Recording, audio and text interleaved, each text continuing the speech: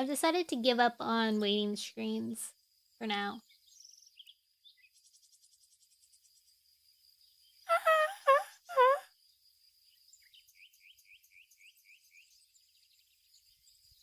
First, oh, I forgot to fix that. Whoops. Hold on. Stream elements. I can do that while I wait for things to load. Darn! Hi! Hello, hello. How are you guys today? My dang mic is in a weird spot. I think I need a new arm. A better arm.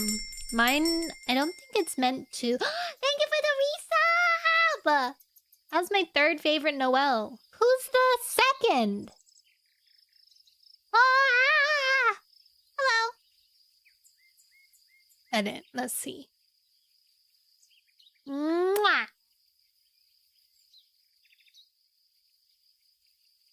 Are you having twins? After all? I'm kidding.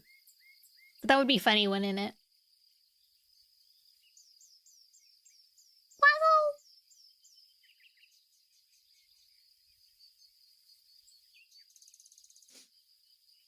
Noelle 1, Noelle 2. And you don't know until you tell the first one comes out. There is Delta Rune Noelle. That's why Dunn calls me Noellers a lot. He thought that I had named myself after Delta Rune Noelle. But in fact, I did it because of alliteration. Hi, Fever Dream! Woohoo! How's my YouTubers? Nope, no one's on YouTube yet. Mwah! Thank you for the kiss! Right now, we're having some trouble getting it to work, but... Oh my gosh! Hi, Ice Cream Plague! Plague! Thank you for the follow! You're streaming by Misia? You have to check out Ice Cream Plague. This part-time plague doctor is serving up some seriously scuffed variety streams that are to die for. From Souls-like to Silent Hill F, they're always bringing the unhinged humor and plush tuber charm. Plus, who can resist a streamer that embraces the chaos and of web fishing and backroom adventures? True. It sounds like you play a lot of like, spooky games. Hi, I'm doing well. This is weird. You're weird. Hi, Sadies. Hi, Frexia. Thank you for checking in. Did that one actually work? I don't know. I wasn't looking. You're watching Treehouse. Reward must match Twitch. Did maybe Twitch mix something up? Okay, we're gonna do an experiment while we wait for my ads to go away. Welcome, Raiders! How was your stream? Was it good? Was it fun? Was it a pain?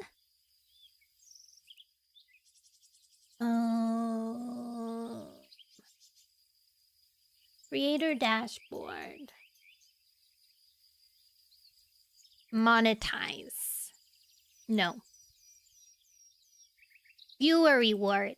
There we go. Okay, what we're gonna do is we're going to change edit. We'll do first with first. I'll just make it first. Save. Then we'll go over here. Actually, I should have done one that wasn't first. Oh well. Save. And no one can test that because I was a silly goose. We'll do a lurker check-in. Okay, lurker check-in. Save. Then we'll go here. And we'll go here. And we'll go there. And then we'll save. You're cute. Thank you. Let's see. Did lurker check-in work? Wait, do it again. I hadn't pressed save yet. I cannot cheer my own channel. Well. Woohoo! Lurker check-in. Still doesn't work. Am I gonna have to, like, redo them all? Well, that's stanky. Test bubble. I know you work. I know you work, you foolish little thing.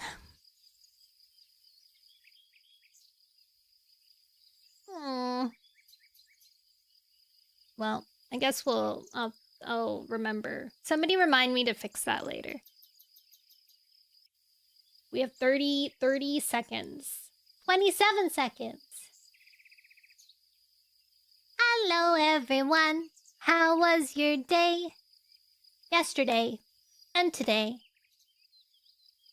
Funny XG, you sent me an emote of a man with a beard and then a female next to it.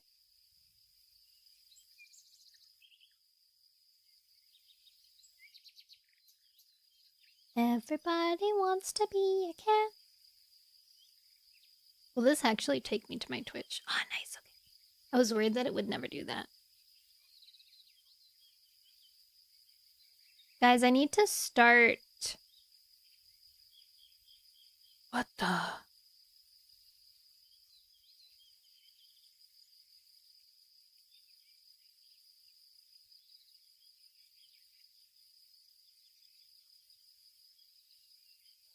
Merch lineup. Foil pressed badge. Postcard set. This Niji... Whoa. You gonna pay $450 for a hand-drawn print? I don't think it's hand... I mean, I guess it is hand-drawn, but it's just a... It's like a print, specifically. It's very pretty, but...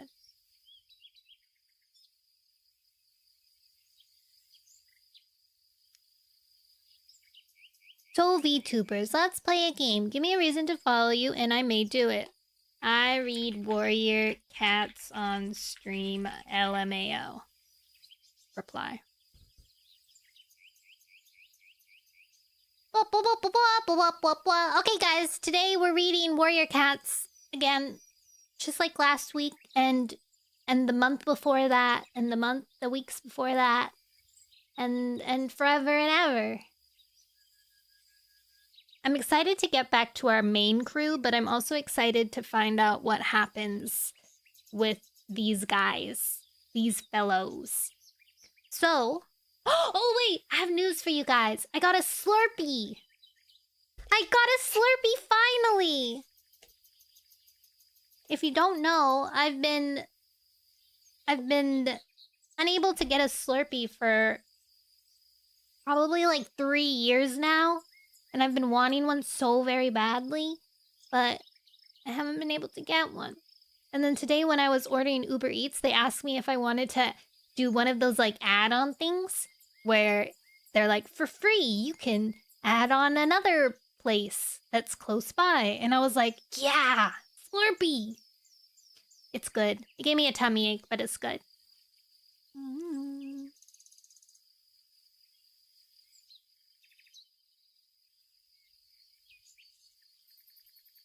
Hi, Lizzie. You're not late. It's only been 8 minutes. And most of those minutes, I was trying to fix a channel redeem that I did not fix in the end. You is cute. There are some streams that I really wish that I... Oh, okay, so during Christmas time, there's gonna be a week where my roommate is gonna be away for holidays. And during that week, I'm gonna be able to do a lot of streams that I'm usually unable to do because I don't want to disturb them. So, potentially we'll have the This Is a Song That Never Ends stream. We might have a karaoke stream. Maybe like a Christmas we could do like a Christmas caroling stream.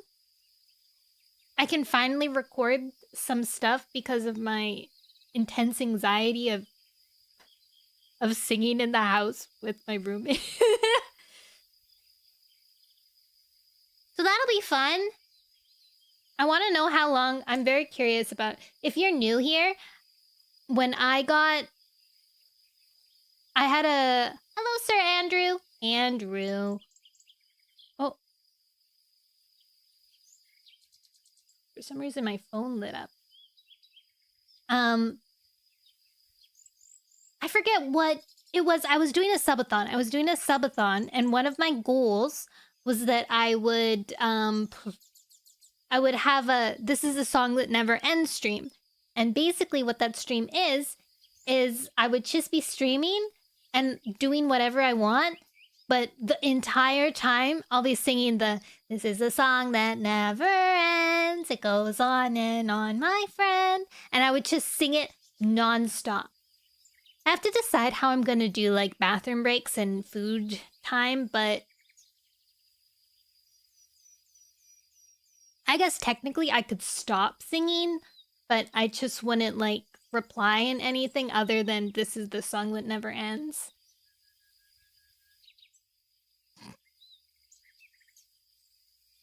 I wonder how long I can go.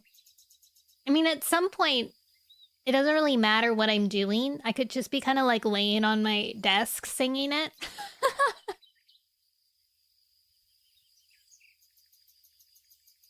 I'll put like a big timer on my screen. Actually, I had a really smart idea about this once, but I forget what it was. Oh man, I should have written it down. It was gonna be really fun.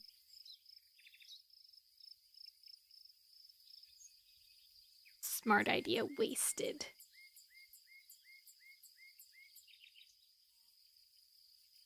Maybe it'll come back to me. Anyways, okay.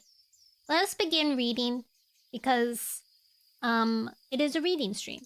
And I want to read. So, previously on Warrior Cat, A Forest Divided, BRB, okay! What happened? It's snowy, it's the forest, it's the winter season, and it's very snowy. They all got a dream about reminding them that they need to follow their words, which is like to spread like the blazing star. And Clear Sky was like completely and utterly convinced that for somehow to spread like the blazing star meant that his younger sister, who was telling him about it, was saying, we have to join together like a flower around the flower, and thus we will spread and blossom. That's what he interpreted it by saying. So he was like completely convinced. He was like, oh my god, we all have to join together as a giant clan. So he ran to Greywing's moorland, the moorland where his brother resides in, and he was like, oh, on his way he caught like a rabbit. Is that important? Kind of.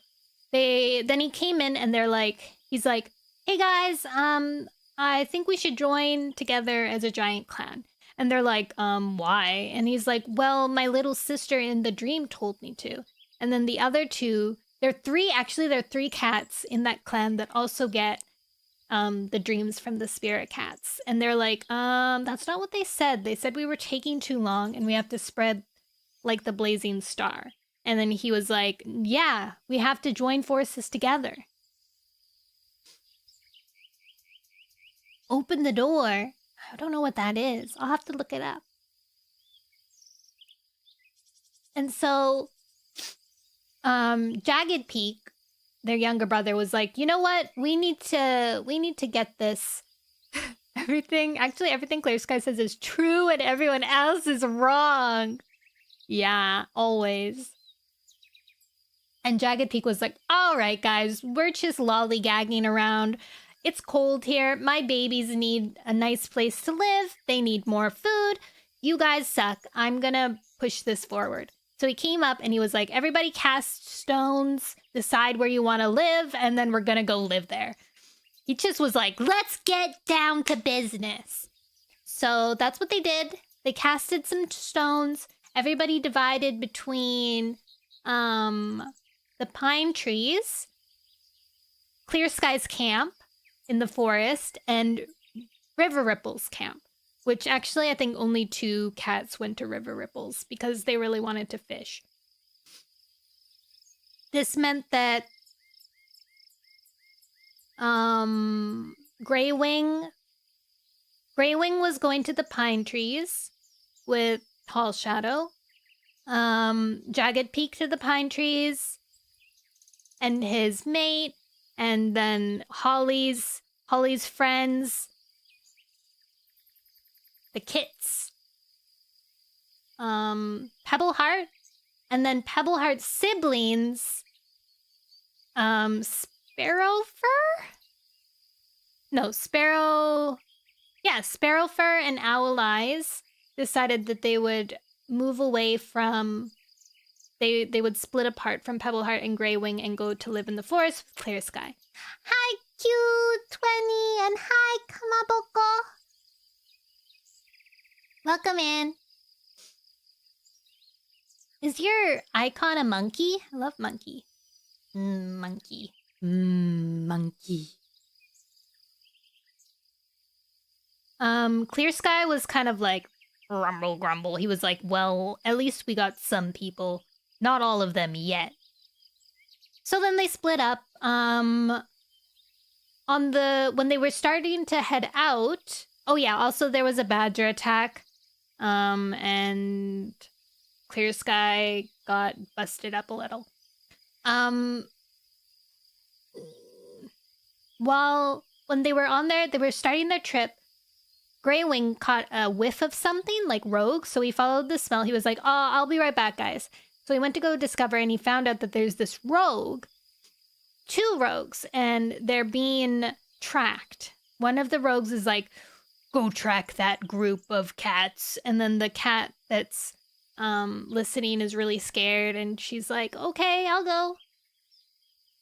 And so he's kind of like aware that they're being stalked right now, but for some reason, Greywing didn't tell anyone. I guess he was like, I can't ruin their happiness right now by telling them we're being stalked.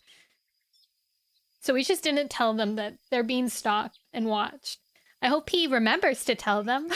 Maybe the next day or something? I don't know. Welcome back, Eriko! Oh, wait, it's you! Wait, are you cute? Wait, no, that just is a coincidence. I have someone on YouTube called Q20 God, and you have 20G, which reminds me of 20 God. It's a while. WSP! Who's WSP? Hi, Jerry! So that's what's happening. That's kind of where we ended. Greywing came back. Thank you for the follow, Loser Bay! They ended up reaching the pine trees, and it was really nice. The pine trees sheltered them from the storm. What is it? A snowstorm? A snowstorm! It was sheltering from a snowstorm really well, so they went out and they're looking for a place to make camp. No. Cutie lately. What do you mean? I don't know. Are you hipster? Hipster. That's a good question. I don't think I'm a hipster. For a while, I used to like the hipster aesthetic when it was just... when it was fresh, off the press. But now I'm like, eh. It's kind of like hipsters are old now. Hi, Nono. It's the Kamaboko squad. Oh, hello! Welcome in! I'm so much worse. Not like in his name, God 2G, I'm the opposite. Nice. You're the cool 2G. Yes, you are! What? How would you know? I think that's so funny. I'm not a hipster. Yeah, you are. Oh, okay. So, you can't prove it yet? Alright. When you can prove it, let me know.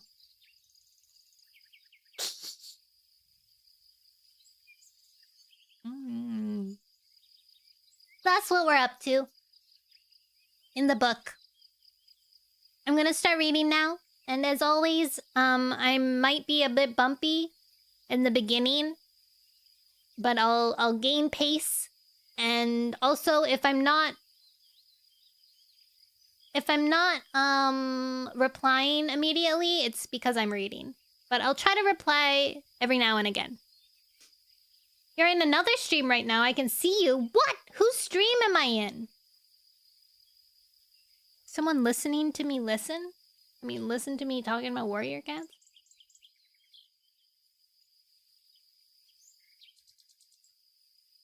Mine? What?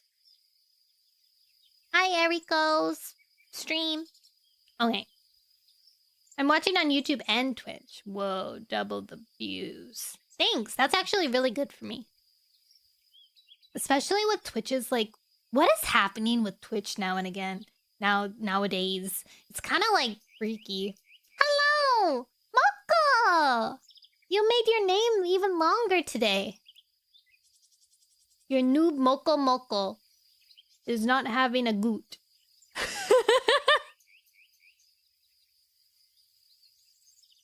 How's your kitten Kiwi? Your kitten Kiwi will enjoy today's stream since it's about cats. Alright, let's go. Chapter 5. A blustery wind shook the branches overhead. Thunder tucked his forepaws closely to his belly. Beside him, Clear Sky huffed. Are you cold? No, Thunder lied, bunching his muscles to hide his shivers. They were sitting at the edge of a small clearing not far from the camp, watching Acornfur train Owleyes and Sparrowfur how to hunt in their new woodland home. Clear Sky wanted to see how well his recruits were adapting to forest life. Thunder brushed out his fur. The sharpness of the leaf-bare chill had eased in the past days, but snow clouds had turned to rain, and dampness dug deep into his thick pelt. It wasn't raining now, but the trees still dripped from the last downpour. Fallen leaves were matting into wet clumps, making the forest floor slippery. Try again, Owleyes. Acornfur had laid a dead mouse near the edge of the clearing. You need to reach it on 1 pounce. There are no second chances in the forest, with so many hiding places for prey. As Owleyes crouched behind the roots of an oak, Thunder saw that the gaze he fixed on his quarry was anxious. Sparrowfur paced back and forth impatiently, a tail length behind him. Hurry up! Acornfur glanced at the brown she-cat with annoyance. Keep still, Sparrowfur. Let your brother concentrate. I want to turn, Sparrowfur complained. The mouse isn't going anywhere, Acornfur told her. It'll be shredded by the time I get to stalk it, Sparrowfur ducked her chin sullenly. Owleyes needs practice. As Acornfur spoke, a withered leaf dropped from the branch above them and pattered onto the wet ground. Owleyes' gaze flicked towards it. Acornfur whipped her tail at him. Don't look at the leaf! Focus on the mouse! Owleyes gasped. Sorry. Thunder felt a jab of pity for the young Tom. Owleyes' last pounce had set him slithering past the mouse, his paws skidding on the muddy earth. If Acornfur made him any more nervous, his next pounce wouldn't be much better.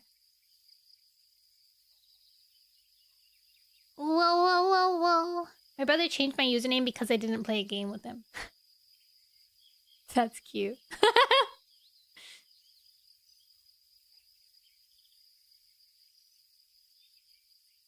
Thunderfoot. Oh, wait. Do you have a Discord server? I do. If you press ! Discord on Twitch, then you'll get my Discord. It's a good thing he's so alert, Thunder said, standing. You have to be wary in the forest. It's not as easy to spot danger as on the moor. Thank you for your purchase! Krillian, welcome! Oh, I lost my spot again. Acornfur bristled. But he shouldn't take his eyes off his prey every time a leaf falls, she snapped. He'll never catch anything. Owleyes peered up at the shivering branches. I'll get used to it, he promised. His pelt was twitching nervously. Thunder could see that he still wasn't comfortable living beneath a tangled canopy of branches. Thunder crossed the clearing and stopped beside Acornfur. He's young, he murmured into her ear. Remember how long it took you to learn your hunting crouch? He winked teasingly. I learned it quicker than you, she retorted. And quicker than Lightning Tail, Thunder reminded her. She purred and turned back to Owl Eyes. You'll be able to tell the difference between a falling leaf and a stalking fox before you know it, she reassured him.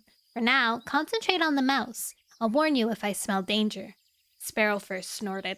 This is taking forever! Acornfur called to her. Why don't you see how many different scents you can detect while you wait?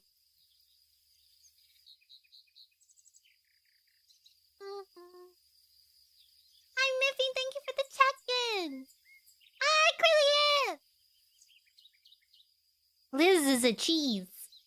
Cheesies. Clear Sky grunted. Counting scents is for kids. He marched across the clearing. Give her something better to do. Let her hunt real prey. He stopped beside the dead mouse and kicked it, sending it rolling across the forest floor. Owl Eyes never took his eyes off it.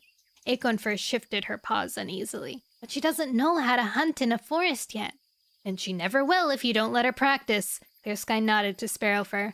Off you go, catch something for the other cats. Sparrowfur's eyes lit up. Great!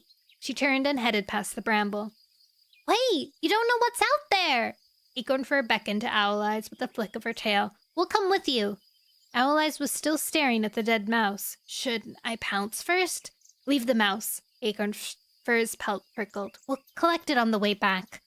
Thunder saw the reproachful glance she flashed at Clear Sky as she passed and gave her a sympathetic shrug.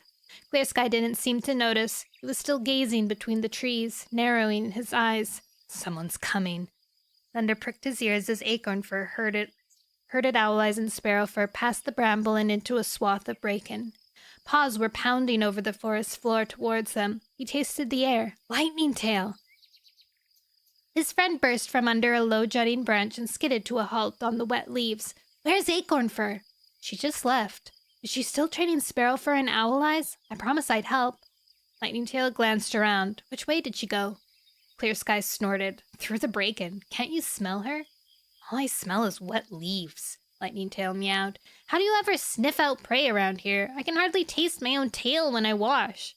You'll learn how. Thunder promised. He was only just getting used to it himself. He'd lived in the forest before, but had forgotten all he'd learned after moons on the moor. There, the wind had carried only fresh scents. Here, smells gathered and mingled, catching on bushes and lingering in tree trunks. The whole forest tasted musty with decay. Lightning Tail nodded to Thunder. Do you want to join us? No thanks. Hi, Shoya! I know no can stay in the moment. Bye, Andrew. See you later.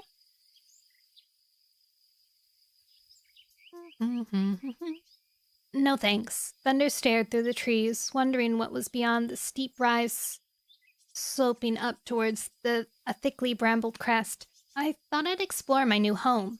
He flicked his tail towards Clear Sky. Do you want to come with me? Clear Sky jerked around. Come with you? I thought you might want to keep me company. Clear Sky narrowed his eyes. Are you planning to show me around my own territory? Thunder tipped his head, suddenly uneasy. That's not what I meant. I just wondered if you wanted to come along. Clear Sky cut him off. It's time I patrolled my borders. He lifted his tail. Perhaps you'd like to keep me company. Oh my god. Thunder's like trying to reach out to his dad. He's like, hey, you want to take a walk with me? We can catch up. We can chat. You know, like he's low-key saying that. And Clear Sky's like, what? You trying to up me? You trying to show me the way around here? I'm the leader here. What do you want? And he's like, he's so silly. Well, the Discord will not work on YouTube. There's no bot there that'll prompt it. I'm sorry.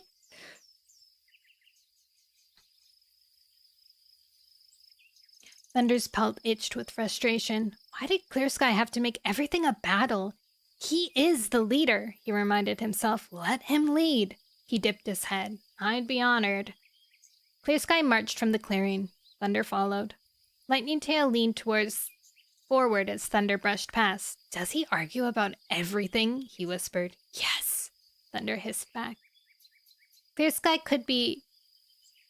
You can't get it on your phone. That's weird.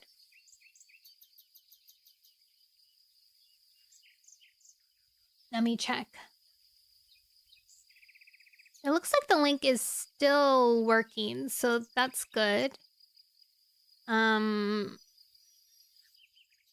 It must be something wrong with your phone at the moment.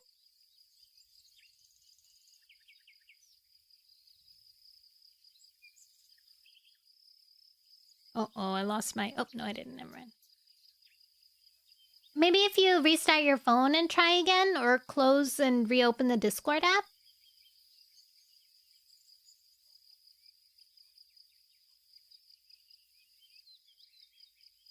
Clear Sky could be obstinate. But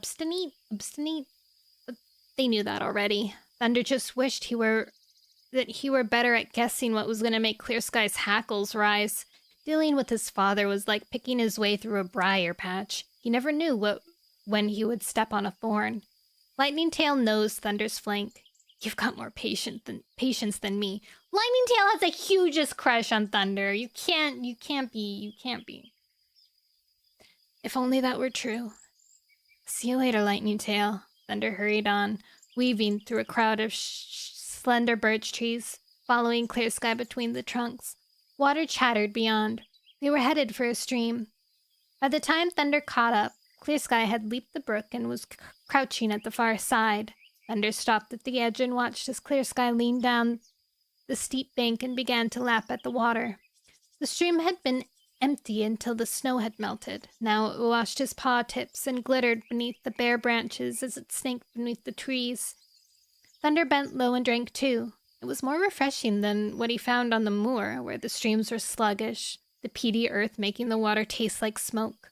He lifted his head, his chin dripping, seeing that Clear Sky was now pacing on the far bank. Are you ready? His father asked. After Thunder jumped the stream, Clear Sky nodded towards a gully that cut through the forest. There's a huge oak along there. Beyond it, the forest stretched a two-leg place. Show me. Thunder waited for Clear Sky to take the lead, then fell in behind him. He followed his father over a rise, then hopped after him into the gully.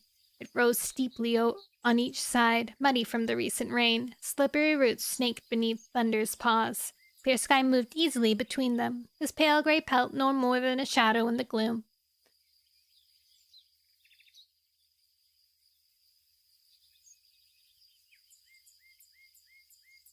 Oh, I lost my space. Thunder was aware that his own orange pelt glowed. His paws slithered. He stumbled over a root, landing awkwardly as another tripped him. He was used to the wide, smooth expanse of the moor. Even the rabbit trails beneath the heather were well worn and easy to navigate. The uneven path here unbalanced him, and he found himself concentrating so hard on where to put his paws that he didn't see the bramble stem hanging across the trail. It snagged his ear, and he gasped with pain. Clear Sky paused and turned his head. Are you okay? Just a bramble. Thunder glanced at the land rising beside them. The earth looked smoother up there. And there were no brambles. Why did Clear Sky insist on picking his way along this treacherous gully? Can't you go any faster? Clear Sky called. I'm doing my best.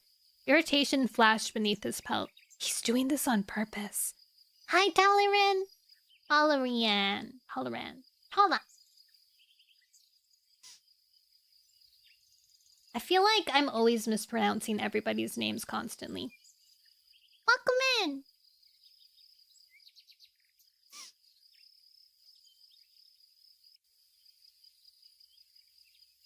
His father clearly wanted to show how easily he moved through his terrain. I am good. I hope you're good too.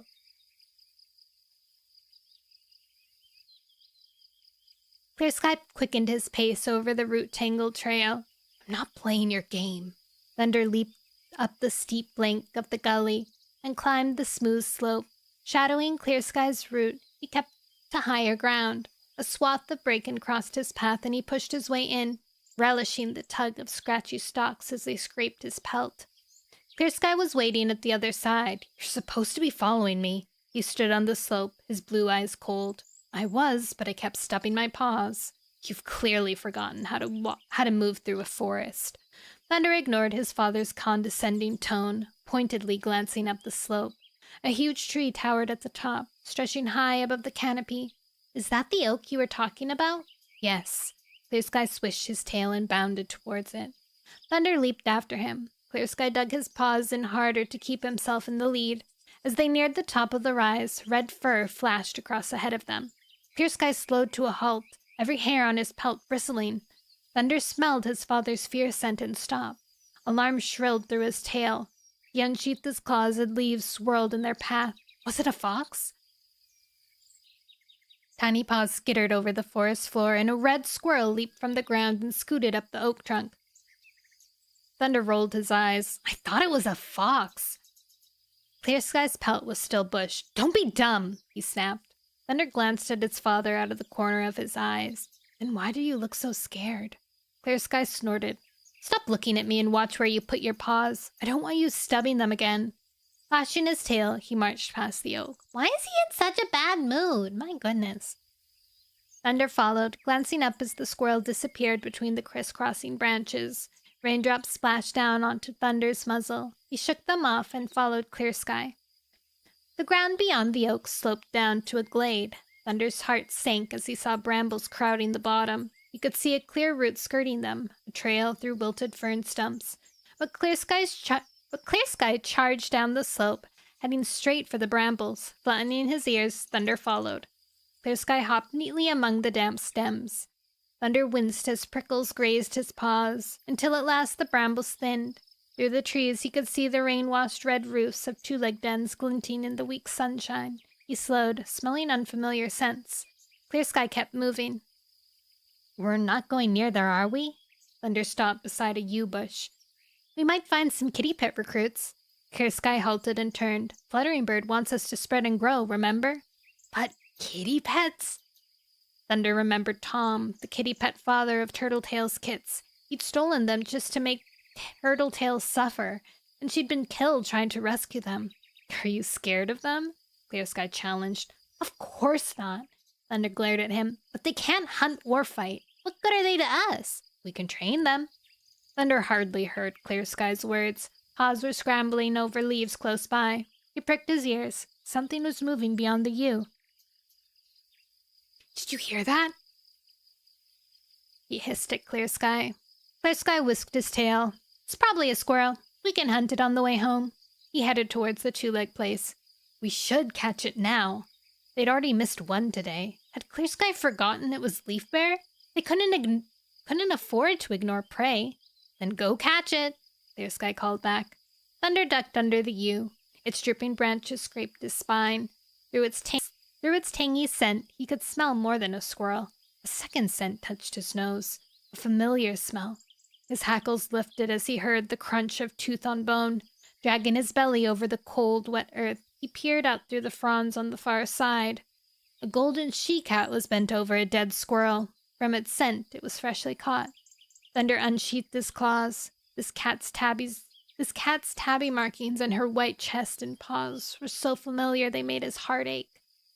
He slid from under the yew and glared at her. Starflower? Starflower turned, gazing at him with luminous green eyes. Hi, Thunder. What are you doing in the forest? I thought you were a moorcat. Thunder bristled. Thank you for the follow, Loser Bay. Is this a different Loser Bay? This is a double Loser Bay. Too wise. Thunder bristled. What am I doing? Didn't she realize she was hunting on Clear Sky's territory? How can you show your face here after... She cut him off. After what? She tipped her head, her gaze steady. After you murdered my father? She was talking about the rogue cat called One-Eye, who had taken over Clear Sky's territory by force, viciously attacking any cat who disobeyed him. Thank you for the hydrant and thank you for the stretch.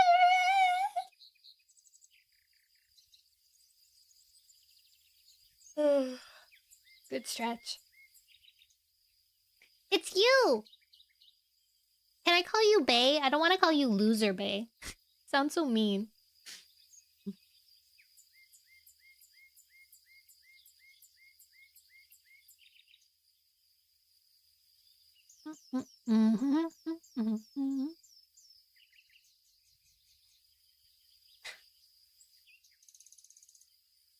She was trying to kill everyone. She's like, the way that she answers is like she has a one-up, you know? Like, why am I here? You're the one who killed my father. Like, as if he didn't do anything. Siri bot! Oh my goodness. He was so slow.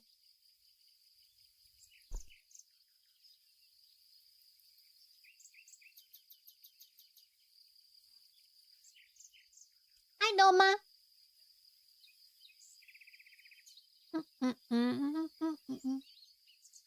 The cats of the forest had to stop him, but Starflower had loved her father despite his obvious faults.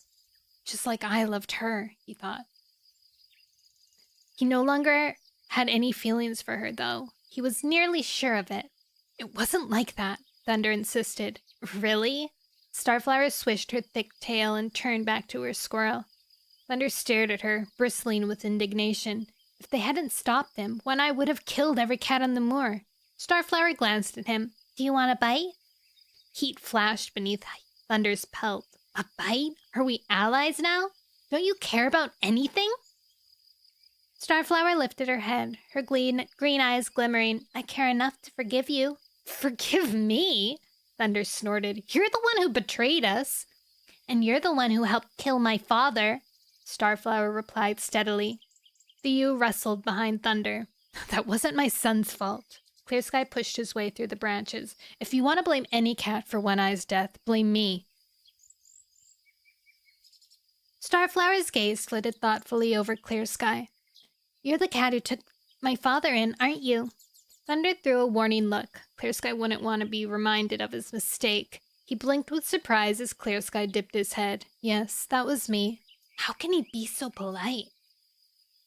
Starflower's hackles softened. That was kind of you. She brushed past Thunder and stopped the whisker from Clear Sky's muzzle. Would you be kind once more and take me in? Thunder stared at her. It's hard for a loner, she went on, her muse silky. I know you don't trust me, but you should. I was loyal to my father to the end. Her gaze flickered briefly towards Thunder. Isn't that true loyalty? Thunder swallowed back in anger. Is she saying I'm disloyal for leaving Clear Sky all those moons ago? He watched his father nervously. Would Starflower honeyed words work on him? Relief washed his pelt as Clear Sky shook his head. I can't let you join us, he told her. Your father hurt a lot of my cats. They wouldn't thank me for bringing you back to camp. Starflower blinked slowly at Clear Sky. And what if your cats told you they didn't mind? She asked softly. Would you take me in then? Clear Sky shook his head and turned away. I can't, he growled. Not after what your father did. Thunder saw anger flash in Starflower's eyes. Thunder, please! She turned on him. He tried to avoid her bright green gaze, but it hooked him in. It's gonna be a long leaf bear. There was fear in her mew. I don't know if I'll make it through by myself. Now that One Eye is dead, I have no cat to help me hunt. Thunder forced himself to look away, feeling Starflower's desperate gaze burning through his pelt. She's like a siren call. Like, she's whispering sweet nothings into their ears. You got the Discord, congrats, bae! Your hair looks like chocolate, strawberry, and vanilla. Yeah! Neapolitan ice cream. One day I was thinking I would get like an ice cream outfit, but that would be like forever and ever in the future. You tried to do the bully thing. Oh yeah, the bully thing is off today. It doesn't work because it's Warrior Cat Wednesday, but it should be. I think StreamerBot kind of got everything mixed up. So when it's supposed to work like she's trying to seduce his dad right in front of his face. What my bot is supposed to turn off certain redeems when I switch to certain scenes in OBS, but I think a lot of things somehow got messed up in the upgrade. Actually, that might be why the stream elements thing isn't working. I'm sorry. Let me see cues. Pending actions.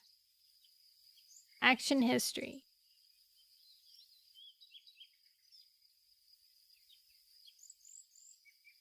Hi, Moko. It's okay.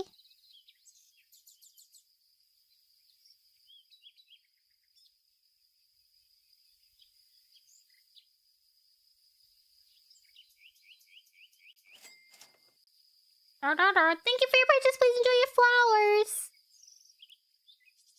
Channel point rewards. Alright, let's see. Paused, no.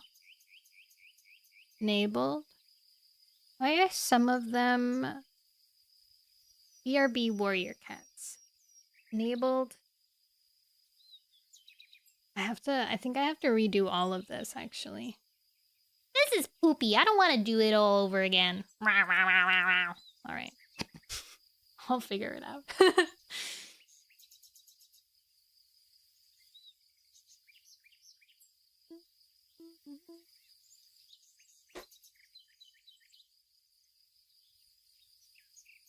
Was he wrong? Okay. Thunder forced himself to look away, feeling Starflower's desperate gaze burning through his pelt. Was he wrong to punish her for her father's sins?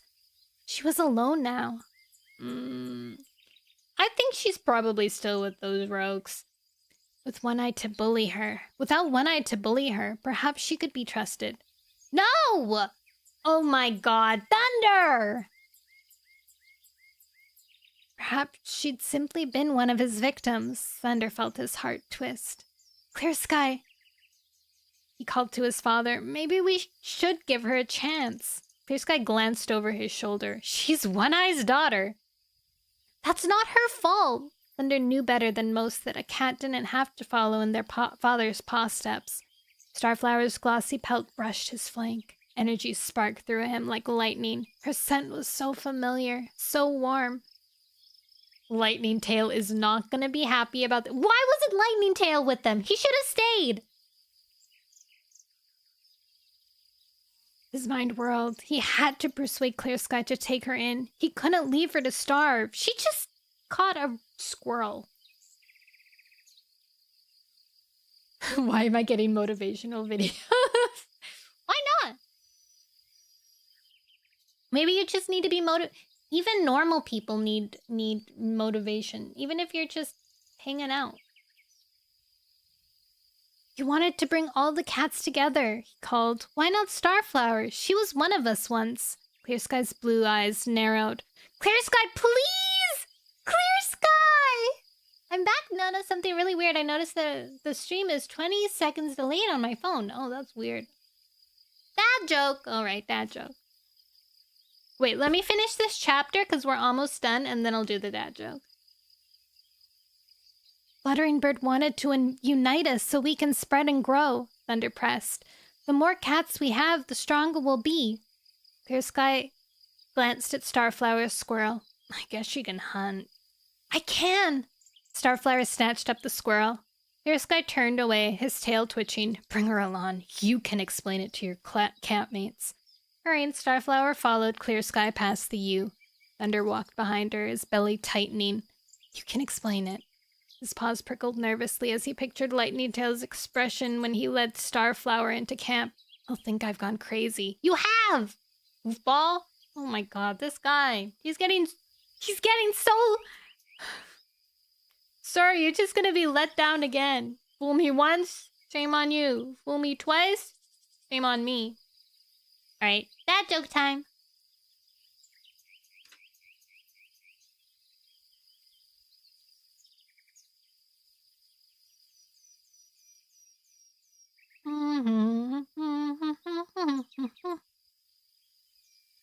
My doctor advised me to cut down on my sodium intake.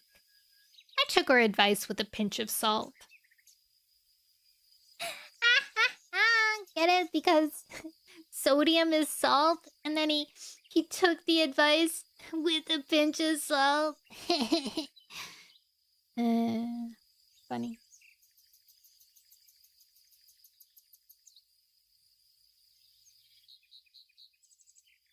Chapter 6. Greywing dropped into a hunter's crouch. High above him, faint sunlight filtered through the canopy of striped forest floor. His tail twitched with excitement as he saw a lizard dart from beneath a fallen tree. Pizza Pops, yummy! Do I have a server? I do, but I think it's easier to get on my Twitch. I don't have it set up on my YouTube. I don't know if you can set it up on your YouTube, honestly. Maybe you can. I don't know. Try doing ! Discord. I think it does only work on my Twitch, but you can try on YouTube.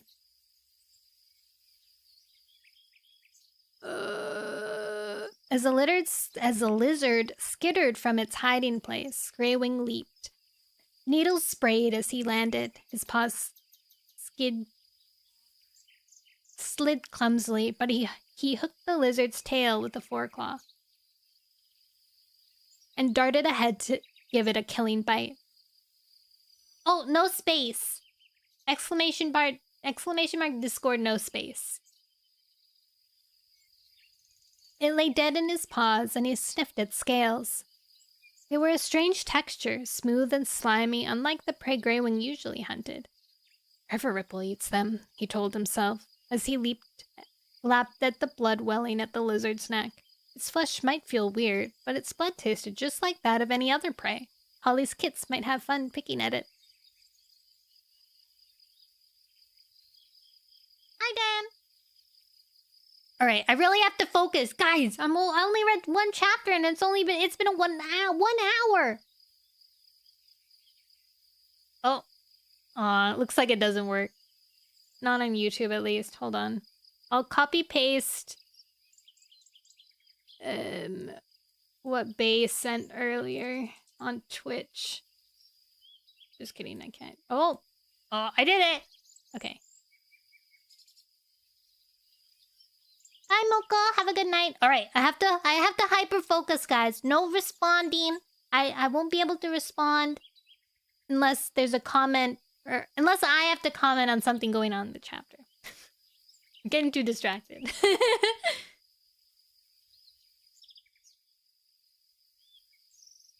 Greywing straightened. The tightness in his breathing, which had been bothering him all morning, hadn't eased even when the sun's gentle leaf bear warmth had melted. Leaf bear? Has a month passed? Oh, wait, no, leaf bear. Wait, leaf bear. Wait, no, leaf bear's winter. Leaf bear's winter. What is new leaf? New leaf is spring. My bad. Never mind. Leaf bear warmth. Sun's gentle leaf bear warmth had melted the dew from the forest. The fresh tang of pine seemed to tickle the inside of his chest, making him cough and wheeze. He remembered feeling much better in the fresh winds on the moor and, for a moment, felt a sudden longing for his old home that was like a blunt claw snagging at his belly fur. You live here now, he told himself. As he bent to pick up the lizard between his teeth, pine needles swished behind him. He tensed. Thank you for the follow, Dan! Oh my god, you have Michi's guy as your icon. He tensed. Fern? He'd seen no sign of the half-tailed she-cat since they'd arrived in the forest nearly half a moon ago, but that didn't mean she wasn't lurking among the unfamiliar scents and deep shadows of the pine forest. He turned, unsheathing his claws. Hi, Greywing. Pebbleheart padded towards him. Greywing's fur smooth. It's you. Mwah! Pebbleheart's whiskers twitched teasingly. Were you hoping I was Slate? She said she might visit today. No. Greywing shifted his paws, wishing that Slate were the only outsider who came here. He looked forward to seeing the dark gray she-cat from Windrunner's camp on the moor. She had visited the pine forest several times since they arrived, to see how the cats were settling into their new home. She'd offered advice where she could. It had been Slate who suggested they make their camp between two wide swaths of bramble near the heart of the forest. It'd be easy to defend, she told Tall Shadow. Tall Shadow had looked surprised. Against what? Slate had shrugged. Dogs, foxes, two-legs, the woods are like any territory. You'll need a safe heart in your new home. Tall Shadow had looked crestfallen, and Greywing had stepped forward. Tall Shadow has been dreaming about this for a long time. He caught Slate's eyes. Don't spoil her happiness here. But Tall... Oh, congrats! You completely filled your daily concession!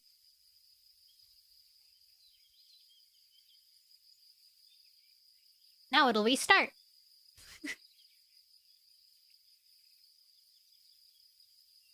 But Tall Shadow had lifted her chin. You're right, Slate, she meowed. I've been foolish, trying to imagine that danger won't find us here. Of course we should be prepared. Show us the brambles. We'll build a camp where our kits can play safely. They had built the camp, working hard for days among the prickly stems to shape the swaths into a fierce ring of thorns no intruder would dare penetrate. They threaded stems together, twining bush with bush, until brambles encircled a wide, needle-strewn clearing. Greywing could see it now, beyond Pebbleheart, a dark tangle mass sheltering in the shadow of the pines. You're wheezing. Pebbleheart's observation shook him from his thoughts. My breathing used to ease by sunlight. Greywing glanced ruefully at the sun glittering through the top of the pines. Come back to camp, Pebbleheart ordered. I've got some fresh coltsfoot. You found some? Greywing blinked with surprise as Pebbleheart began to head towards the brambles. It's the last of the season, protected from frost beneath a holly bush. Pebbleheart slowed to let Greywing fall in beside him, next to the Thunderpath. You went to the Thunderpath by yourself? Greywing's belly tightened. You shouldn't. Pebbleheart silenced him with a look. I'm not a kid anymore. You don't have to protect me all the time. Greywing hardly heard him. There was a pain in his chest. Like countless thorns were piercing his insides. He stopped and tried to breathe, but couldn't. Wow. Greywing? Pebbleheart turned sharply. Panic whirled in Greywing's mind. He sank to his belly, stretching his neck as he gasped for breath.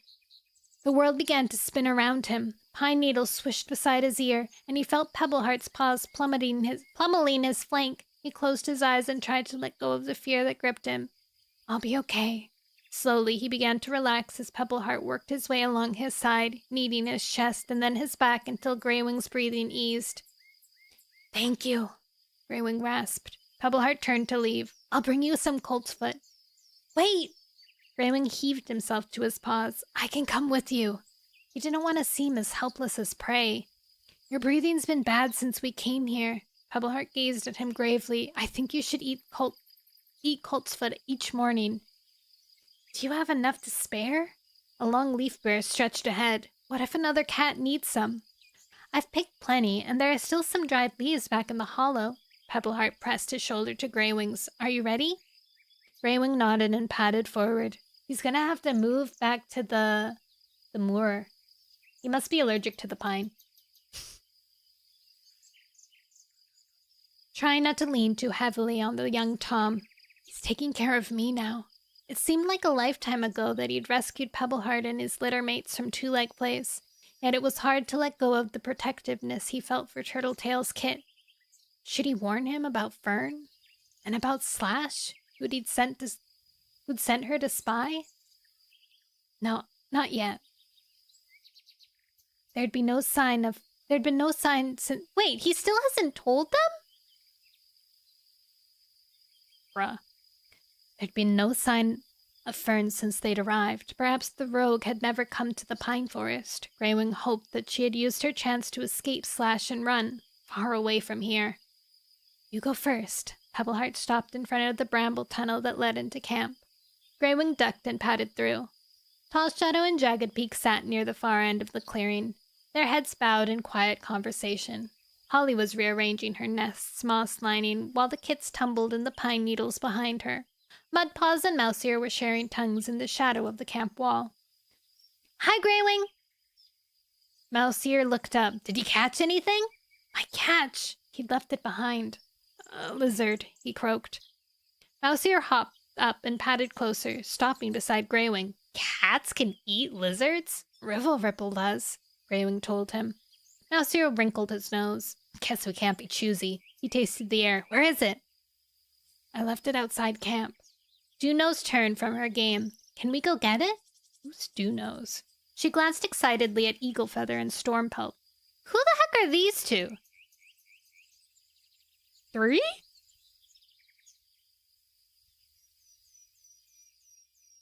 Hi, LOL.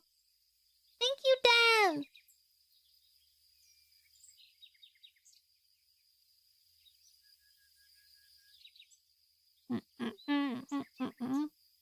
Oh, these are the... Oh. These are Jagged Peaks kits.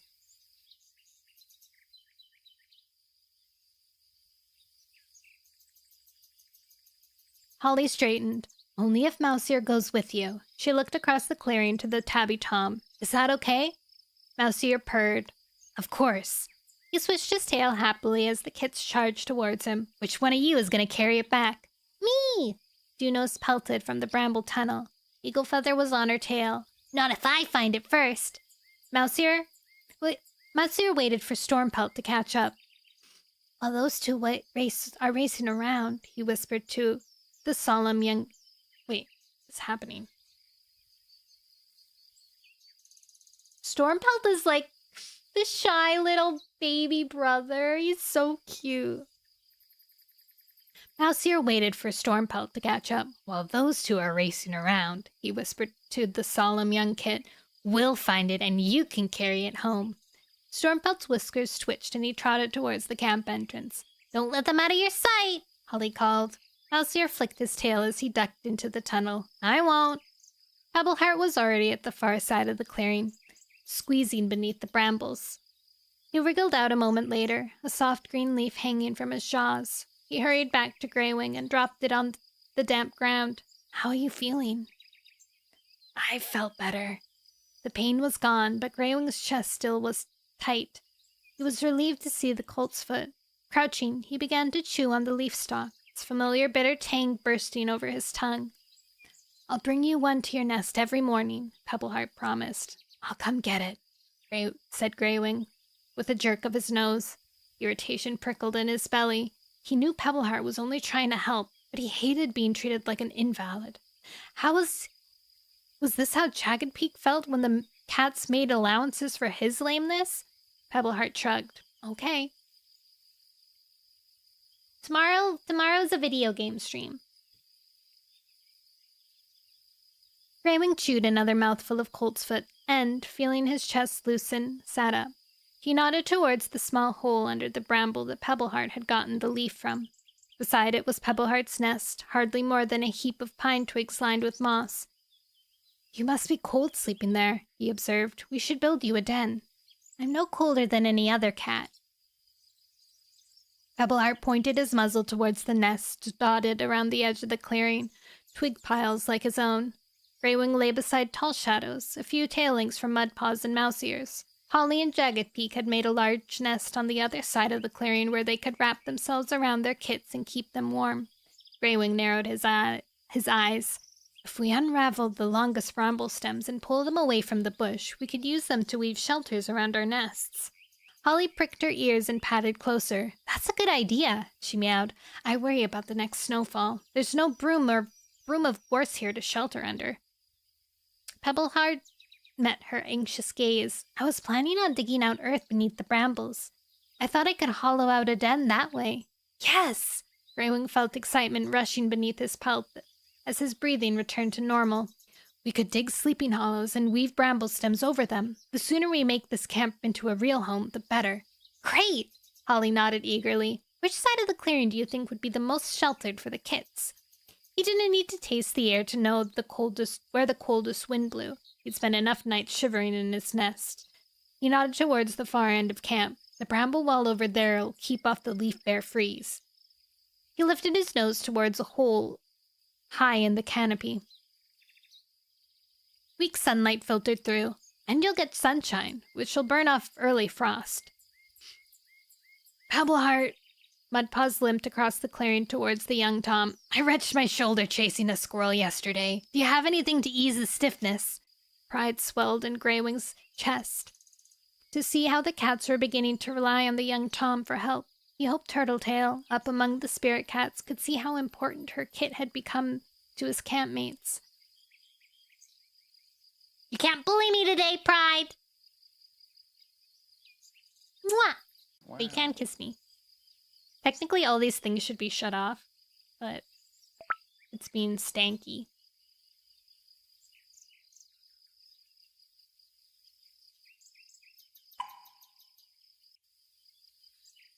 A comfy lining in your nest should help, Pebbleheart told the brown Tom. I'll need to go out and search for some. I've only collected coltsfoot and nettles so far. Go out? For the last half moon, Pebbleheart and the rest of the cats had stayed close to camp, but now Greywing's ear twitched with worry. Fern could be out there. Maybe Slash, too. Pebbleheart seemed to sense Greywing's concern, and he glanced at Mudpaws, who instantly gave a nod. I'll come with you, the brown Tom offered. 4 eyes are better than 2. Relief washed Greywing's pelt. Stay together, he warned. Pebbleheart flashed him a questioning look.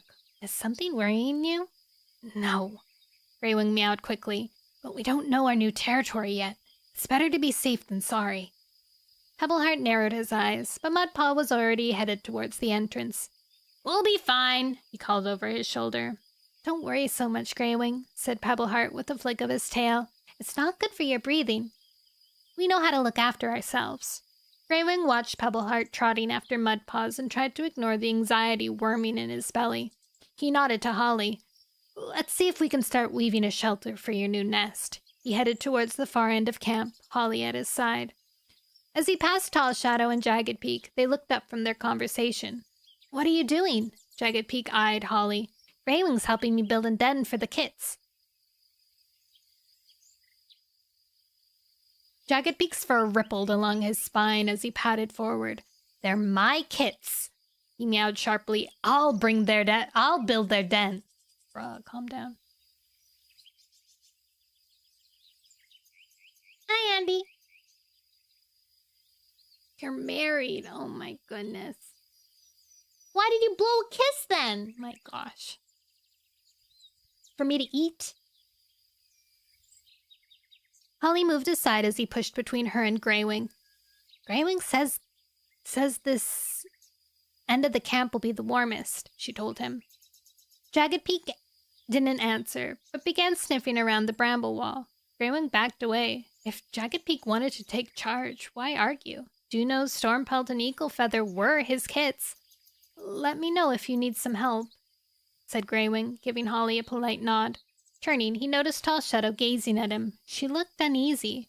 Before he could ask if anything was wrong, the camp entrance rustled loudly. A familiar scent touched Greywing's nose. Slate! The amber-eyed moorcat was padding into camp. She dipped her head low to Tall Shadow. I hope you don't mind my visiting.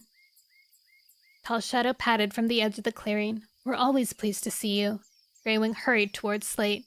How are Windrunner and the kids? They get bigger every day, Slate purred.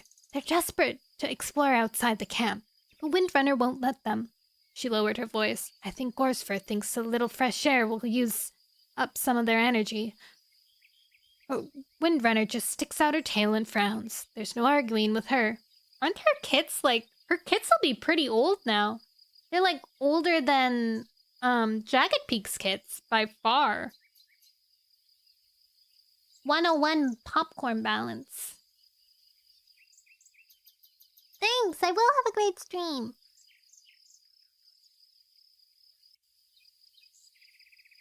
Meow, meow, meow, meow, meow. Greywing's whiskers twitched with amusement. Windrunner had always been certain she knew best. It made her a fierce mother, but a strong one. The kits were lucky to have her. Why don't you come and visit? The moor? Slate's question took Greywing by surprise. He imagined the fresh wind rippling through his fur and pictured the wide-open expanse of heather and peat. His heart ached to be back there, but he shook his head. I can't leave my campmates, not while we're still settling in. Not even for a short while. Slate gazed at him softly. You haven't met Reed or Minnow yet. You'd like them. Reed and Minnow were rogues who had joined Windrunner's group at the end of the Leafall. Wait, Reed and Minnow? Why aren't they in River Ripple's camp? Is it too on the nose?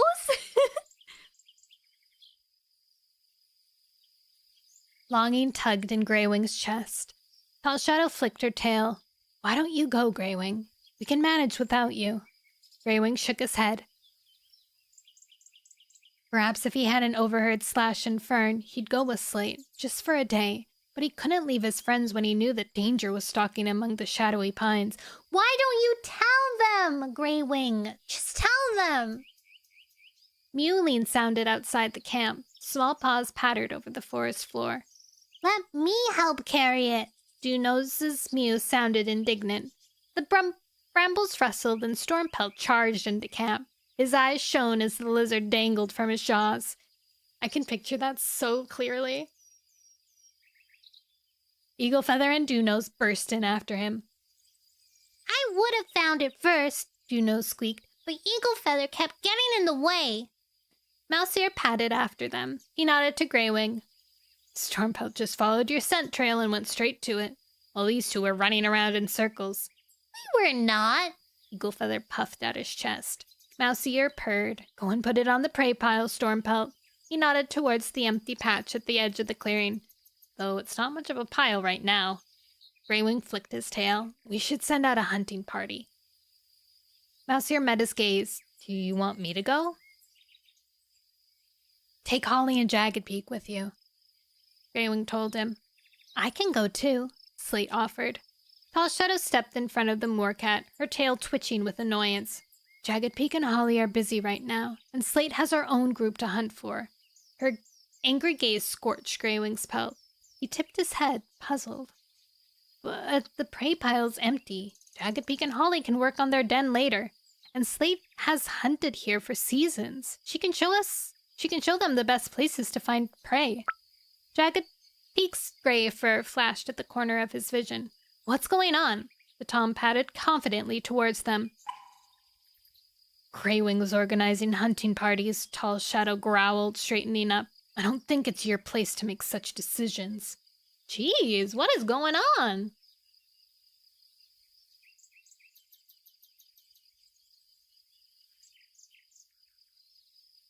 Greywing bristled. Mouseear offered, he pointed out. I just didn't think it was safe for him to hunt alone. Jagged Peak lifted his chin. Tall Shadow's right, he meowed. You gave up leadership. You can't try and take it back now. Shock flashed through Greywing's pelt. I wasn't... Tall Shadow huffed. You've been giving orders ever since you returned to camp.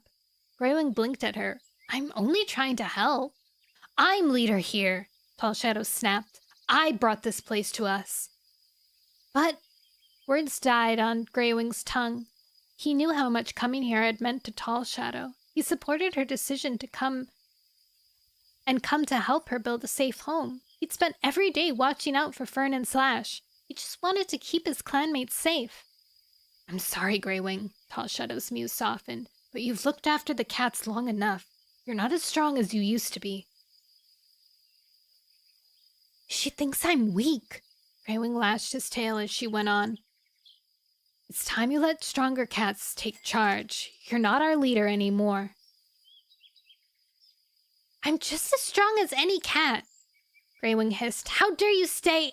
He stopped, a familiar scent drifting through the brambles. His pelt bushed. Fern! He pricked his ears and heard pine needles swish beyond the camp wall. That rogue is spying on us.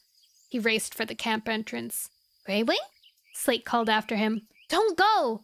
Tall Shadow's mew was sharp with worry. I was only thinking of your health. Greywing flattened his ears as he scraped through the bramble tunnel, opening his mouth to taste the air. It was definitely Fern. He scanned the shadowy forest floor. A dark shape darted past a pine tree and ducked into a clump of bracken. The mouse-hearted rogue was running away. Greywing raced after her, hackles raised. Tall Shadow had no idea about the dangers lurking in their new home. I'll show her that I'm not too weak to protect my clanmates. I don't think I understand what I said. Right? Like, it's kind of weird.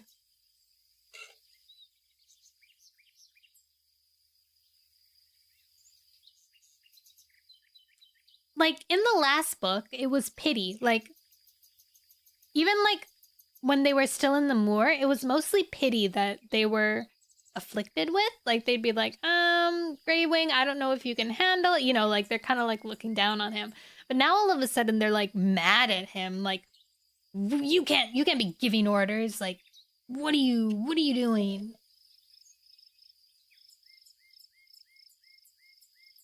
Yeah!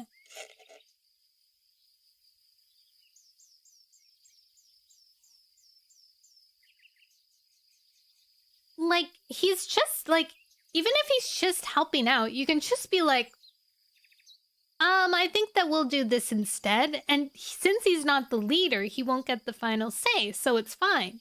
But the fact that they're like, Greywing, this is a dumb idea. You're like, this isn't good. You need to go sit down or whatever, right?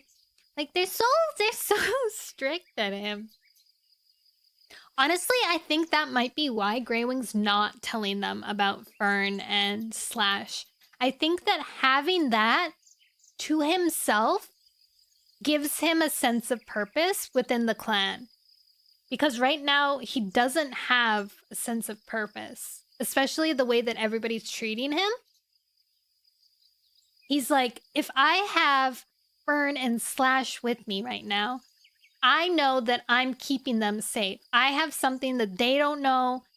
I can protect them. I'm looking out for them. When they find out that Fern and Slash have been hunting them and I've been taking care of them this whole time, they'll look up to me again. You know, like that kind of feeling. Should I do screensaver? Yeah, you can do screensaver. It makes all the popcos fly about. I think I've done that too in the past, you know, like hoarding information. Just so it makes you feel good, you know? You're like, I know something they don't know. And it's a big thing that's going to impact everybody. And I know it. It gives you a good sense of power. Me with Warrior Cat Wednesdays. Is that you knowing what's going to happen? I know something Nono doesn't know.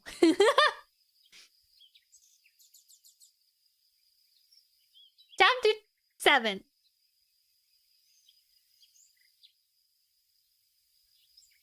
Which way had Fern gone? Greywing wondered. The rogue's scent was still fresh. But he'd lost sight of her. He strained to see between the shadowy pines, stiffening as he spotted movement ahead. Moving quietly over the pine needles, he followed. The black she-cat was weaving between the trees. It would be easy to catch up. Then he could drag her back to camp and show Tall Shadow that he wasn't too weak to look after his campmates. Greywing frowned. Why wasn't Fern running? Hadn't she realized she was being followed? Curiosity itched beneath his fur. What was the rogue up to? Dropping low, he kept to the shadows, treading as lightly as prey.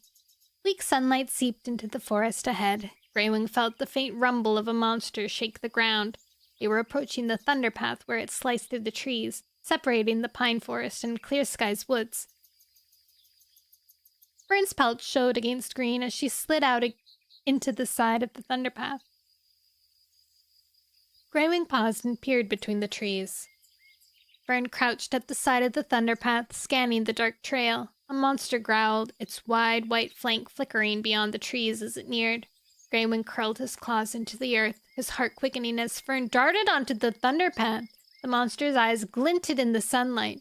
It was nearly on top of her. Watch out! Greywing held his breath as Fern pelted across the dark stone. She leaped for the far side a moment before the monster thundered past. Greywing raced forward and peered from the trees just in time to see Fern's tail whip past an oak in the shadow. A howl pierced his ear fur. The ground shook beneath his paws. Greywing froze as another monster roared, a tail length from his nose. Wind whistled in its wake, for it splattered his flank. His chest tightened as its bitter stench swirled around him. As the monster thundered away, Greywing raced across the thunder path. Blood pounded in his ears as he leaped for the edge and plunged through the camp, a clump of bracken. Stopping, he caught his breath. Would he ever get used to the thunder path? The stench of the monster fading behind him, he forced his hackles down and scanned the forest. The musty scent of fallen leaves filled his nose. Which way had Fern gone? He scouted between the roots of an oak. There! Her paws had passed this way. Nose low, he followed her trail. The rogue cat had veered towards the edge of the woods, clearly making sure to avoid Clear Sky's camp. Was she headed for the moor to meet Slash? Roots arched from the ground. Brambles spilled from between trunks. Greywing picked his way past them, dodging to avoid prickly stems. Fern was following a zigzagging trail, but she was staying inside of the tree line. Greywing paused. Why hadn't she broken cover and headed into the moor? He could see its grassy slopes beyond the trees. Uh-oh. Wasn't that where she'd last spoken to Slash? He frowned. Her path was headed towards the 4 trees. Was she meeting Slash here? Greywing pushed on, ears pricked. He stumbled over a root, grimacing as pain shot through his paw.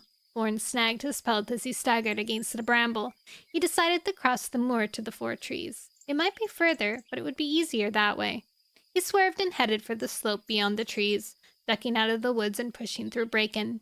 As his paws touched smooth grass, wind billowed through his fur. It filled his chest, clean and cold, its rich, peaty scent so familiar he felt dizzy with joy. He bounded up the slope and skirted the heather towards the 4 trees. He moved quickly here. The ground blurred beneath his paws, air filled his chest. His heartbeat quickened and his whiskers streamed against his cheeks. As the slope steepened towards the top of the hollow, Greywing slowed. In the woods below, Fern would be picking her way through the undergrowth. He crossed the final stretch of grass to the rim of the hollow and gazed back across the moor. There was the dip, no more than a cloud shadow, where the hollow lay. Was it still deserted?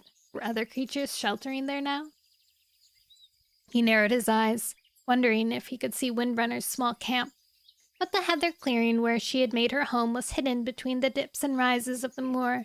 She had chosen well. Greywing dragged his attention back to the hollow.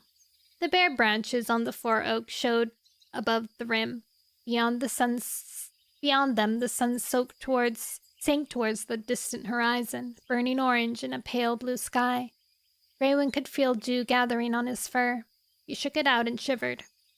Below, the great boulder rose at one end of the hollow. Was Fern already there? He padded forward and nosed his way down the bracken-covered slope.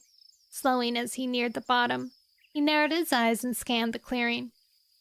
He stiffened as he spotted Fern's black pelt. She was crossing the clearing, her belly close to the earth, her stumpy tail twitching excitedly. She was stalking something.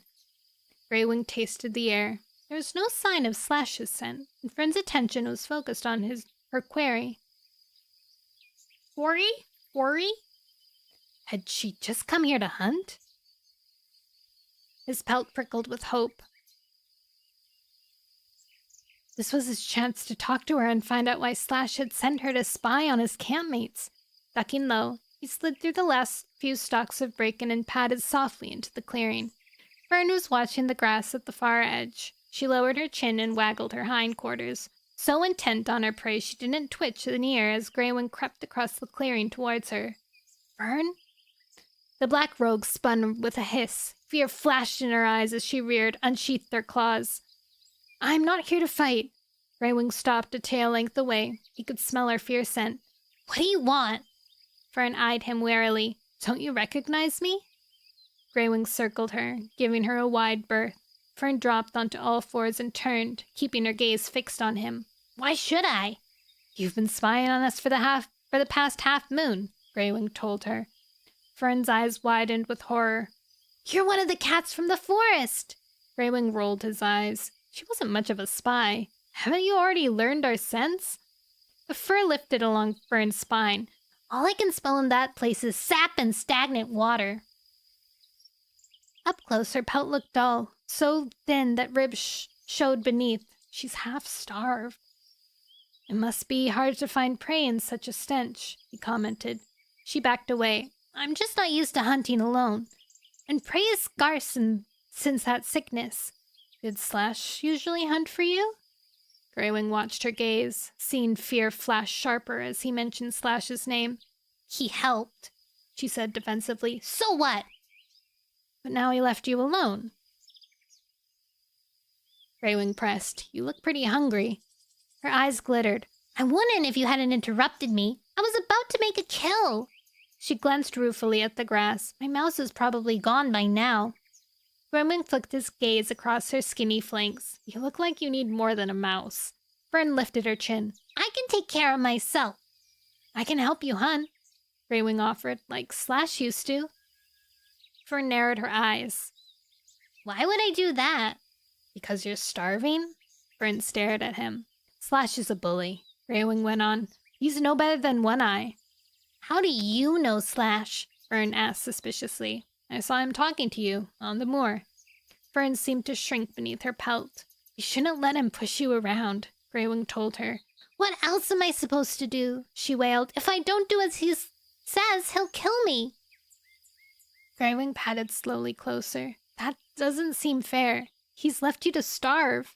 He jerked his muzzle towards the empty clearing. I don't see him looking out for you. What if I was dangerous? What if I was a dangerous cat? You look too weak to fight. And you're lucky you made it through Clear Sky's territory unnoticed. My brother doesn't think much of spies. I didn't have any choice, she snapped. Her gaze darkened suddenly. You won't tell Slash you've seen me, will you? Why would I talk to Slash? Greywing asked, leaning closer. Fern backed away, trembling. I'm not gonna hurt you.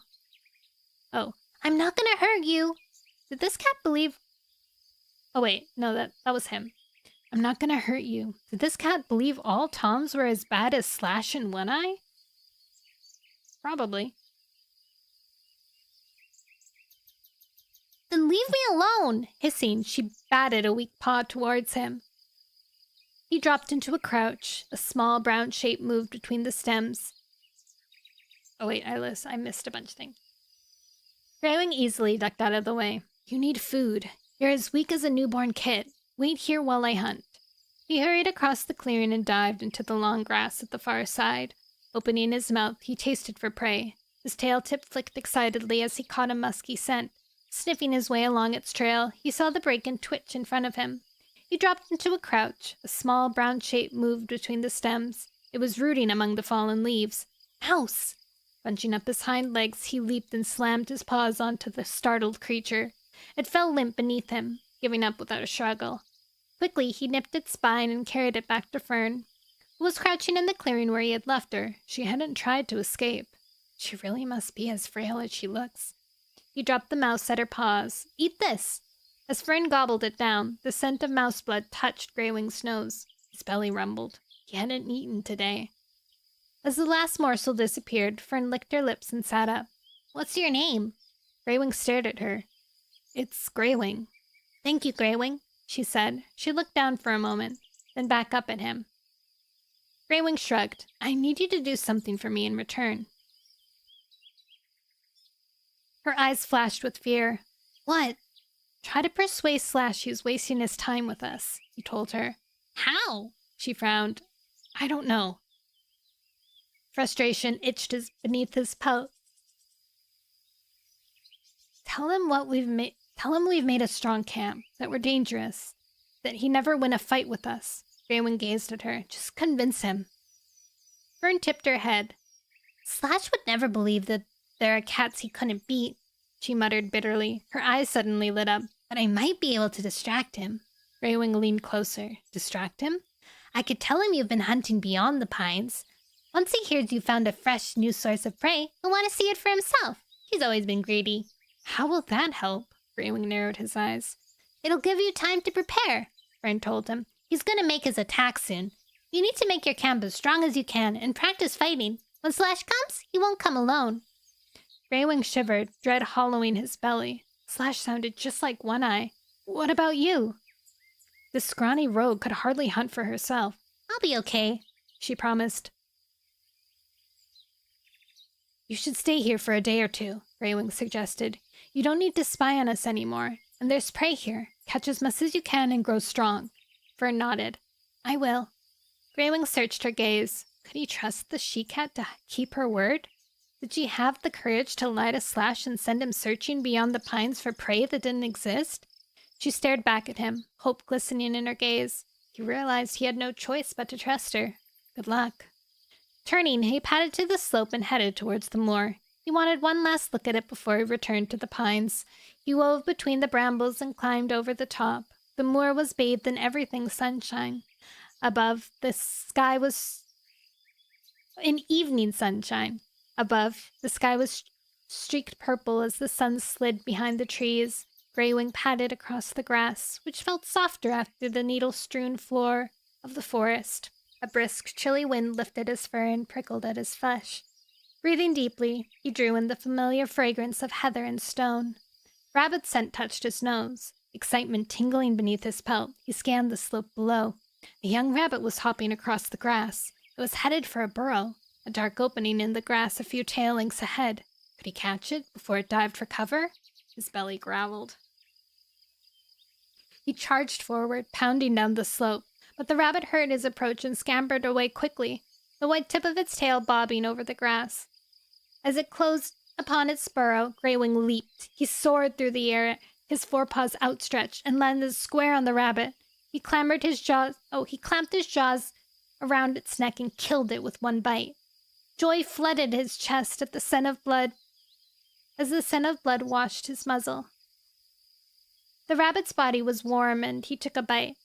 That's not fair! A tiny mew made him jump. He sat up, his mouth full. A ginger tomcat was marching across the grass towards Greywing. He was thin-faced and skinny, even though, from the width of his shoulders, he looked older than Eagle Feather and Stormpelt. That was my mother's catch, the kit spat. She was stalking it. He glanced over his shoulder. A dark shape was sliding from the heather. Greywing tasted the air. A she-cat. He watched her approach, her tail low, her ears flat. She was a splotchy ginger and black tabby, and even skinnier than her son. A ginger and white she-kit followed, his steps faltering. They're half-starved, too, just like Fern. Greywing glanced at the rabbit, then pawed it towards the tomcat. Take it, he told her. He told him, I didn't realize it was your mother's catch.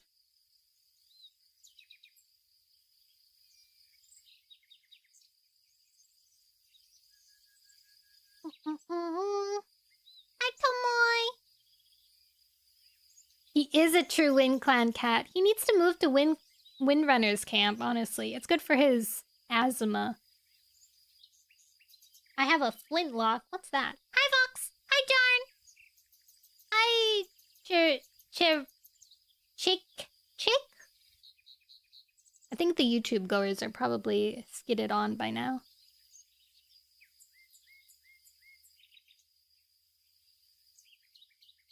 The she-cat stopped as she reached him. You caught it. You keep it. She shooed the tomcat away from the rabbit with a paw. You don't take food from strangers. The she-cat caught up to her mother and pressed, trembling against the tabby's flank. Can't we just take a bite? She gazed at the rabbit with wide, hungry eyes. If he wants us to share. No. The tabby she-cat hushed her sharply. We catch our own prey. Greywing dipped his head. I've been lucky today, he told her gently. This is my second catch. Please, take it. The tabby met his eye cautiously. Your kits are growing and prey is scarce, Greywing urged. He puffed out his chest. I don't need it as much as you. Hi, Andrew. Welcome back, Day. It's a trick, isn't it? The tabby's gaze sharpened. No? Why is this cat so wary? I've met your kind before, she growled. You don't care if weak cats starve. Just want me to take it so you have a reason to start a fight. Greywing noticed the shredded tip of one ear and a scar across her black muzzle. His heart twisted in his chest. I won't hurt you, he promised. He glanced at the ginger and white she-kit. She was so frail, like Fluttering Bird. I had a sister who died of hunger, he told the tabby. I would never let another kit die. She-kit's eyes filled with horror. Are we gonna die? Like Bramble? No, dear. The tabby nuzzled her daughter's ear. Bramble was always sickly. We'll be fine. Greywing wasn't so sure. This tabby looked too weak to hunt. She'd never have caught the rabbit before it disappeared into its hollow. Its burrow. What's your name? He asked her. Milkweed. She nodded to the ginger tom and then her she-kit. This is Thistle and Clover. Their sister Bramble died yesterday. Aww. Emotion glistened in her amber gaze. She has a name. She's going on the list.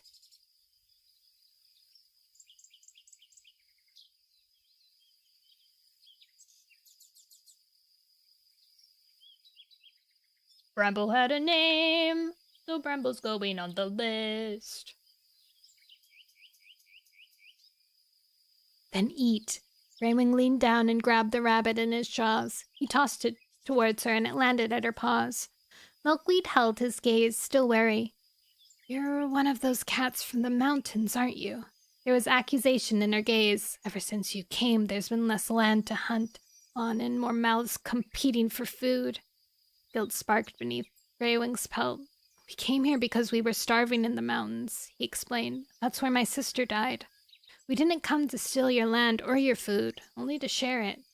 "You've set the rogues against each other," Milkweed snapped. "Now every cat is fighting for prey." "That's because the sickness killed so much of it," Greywing argued. "And because rogues like One-Eye and Slash take pleasure from making other cats suffer." "Yet you'd share this catch with us?" Milkweed's nose was twitching. The scent of rabbit must have been driving her wild with hunger. "Yes." Greywing sat down and curled his tail over his paws. "I'll stay here and watch over you until you've finished." "Please, Milkweed." Clover looked at her mother with pleading eyes. Thistle padded towards the rabbit, his mouth open to draw in its warm scent. "Okay." Milkweed crouched beside it and ripped a lump from the rabbit's flank. She dropped it at Clover's paws and tore off a lump for Thistle. Once they'd begun eating, she took a mouthful for herself. Greywing turned away and let them eat in peace. His belly rumbled. This was his second catch of the day and he still hadn't eaten. Technically, it's his third catch of the day. He shifted his paws uneasily. Prey was scarce, but starving cats were not.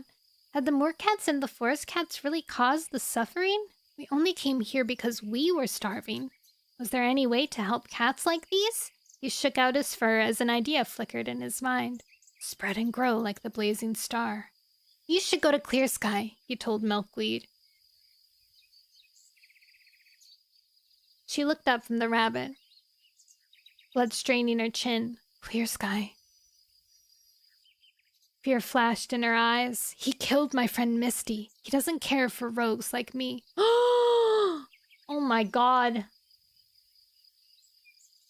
Messed up.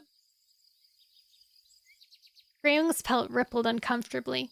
"He took in Misty's kits." Milkweed snorted. "That was nice of him. Perhaps he'll take in mine after he's killed me." Greywing flinched. "Clear Sky's changed," he promised. "He wants to bring all cats together now in peace. He wants his group to grow and spread. Some of my friends have gone to live with him. I'm sure he'll take you in and his kits." Milkweed grunted and returned to her meal. "Just tell him Greywing sent you. Tell him I told you to come to him for food and protection." Milkweed carried on eating. "Perhaps I should take these cats back to the pine forest." He frowned. Would they be safe there? The cats still had to find the best places for prey and learn new hunting techniques, and Fern sounded certain that Slash would attack. Clear Sky's forest would be safer. Thistle sat up and licked his lips. "My belly hurts," he mewed. Greywing gazed at him sympathetically. "That's because it's not used to so much food. Next time, chew more slowly." Clover lifted her head and burped. "I feel warm now." Milkweed straightened. "Thank you." She stared gratefully at Greywing. "Go to Clear Sky," he urged. "You won't survive out here alone." Milkweed wrapped her tail around Clover. "Please, can we go?" Thistle's eyes flashed with excitement. "I want to be a forest cat. I heard Clear Sky's cats train how to hunt and fight. If we go there, he might teach me to be the strongest fighter in the forest. Then we would never have to be scared again." Milkweed gazed at him fondly, then glanced at Greywing. "Do you promise he won't hurt us?" "I promise." Greywing dipped his head. Milkweed looked down at the rabbit carcass, then headed across the slope. Clover trotted after her, tail high, while Thistle snatched a final mouthful. "Hurry up," Greywing prompted him. "Your mother needs you." Thistle met Greywing's eyes solemnly. "I'll protect her," he promised, then scampered over the grass after his family. Greywing stood and watched until they reached the break-in edging the woods. His heart ached as they disappeared between the trees. "Please, Clear Sky, take them in." He glanced towards the distant pines and looked across the moor. Beyond its rose-tipped crest, the setting sun would be drenching high stones. Longing filled his heart, and he broke into a run. Charging up the moorside, he dodged through swath after swath of heather until he emerged at the top. Beyond, he saw the wide, flat boulder that jutted out over the steep drop down to the thunder path. He hurried forward and climbed onto it. The smooth, wind-chilled stones stung his paws as he padded across. He lay down and hung his head over the edge and gazed across the rolling fields that stretched towards high stones. They traveled that way from the mountains. What would Stone Teller have said about their lives they'd made here? There was much to be proud of. New kits, new homes. His belly rumbled once more. Raywing wondered if she should hunt again, but he couldn't drag his gaze from high stones shining golden in the dying sunshine. What would Stone's Teller have thought of the battles they had fought and the deaths they had caused by coming here? As the sun sank behind him, the high stones disappeared into shadow. Raymond closed his eyes and let sleep draw him deep into dreams. Hello! How do I participate in a raid? You just have to hang out in the stream, and then it'll redirect everybody who is in a raid, who's in a like watching a stream over. Yeah.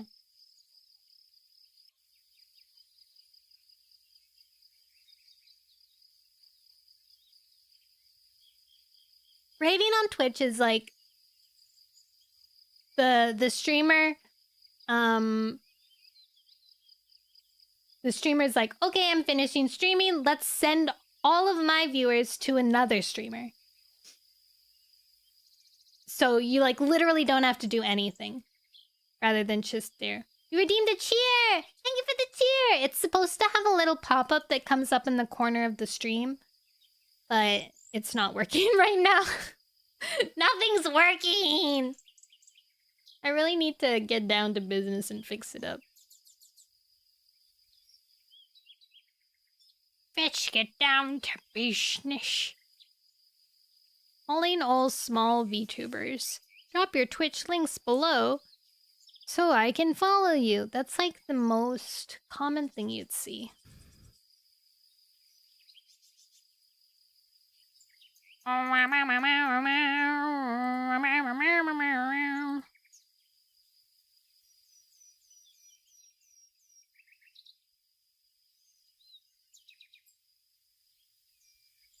Twitch tracker.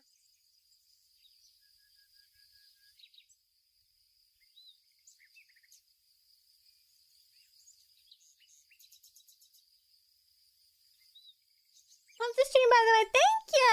It's just a rating stream today. Nice and casual.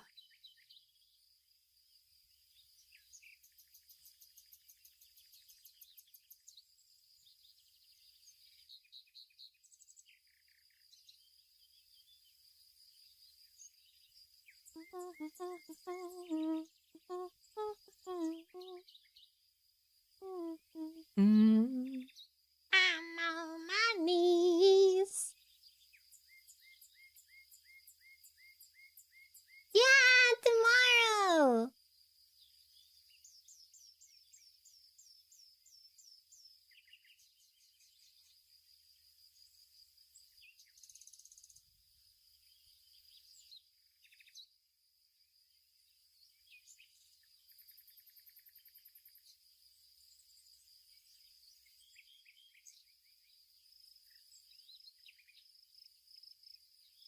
Alright.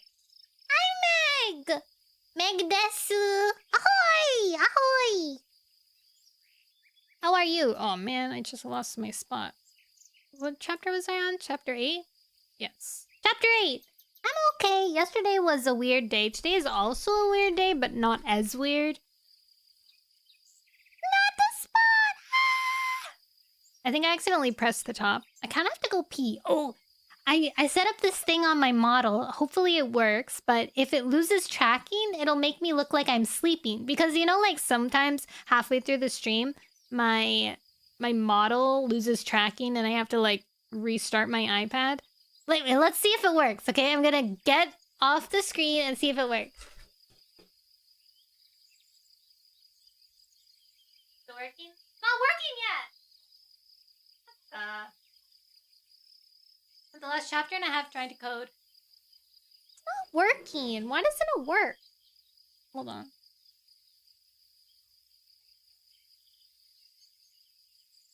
What considers tracking lost?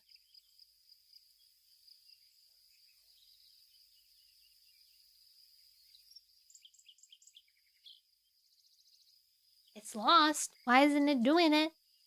Why is it being a stanker?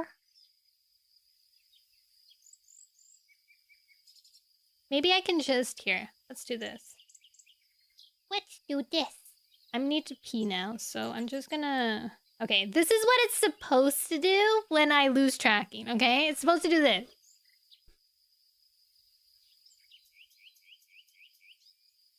I'm supposed to be dancing! Actually, it's supposed to be a little slower than that. Hold on. It's supposed to be sway decreased. Your light bulb only turns on. Alright, now... Okay, now it should do it. Okay, this is what it's supposed to be when I lose my tracking.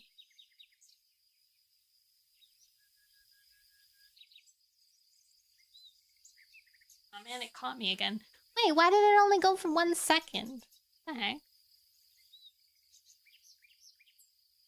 Loop. Idle sway decrease.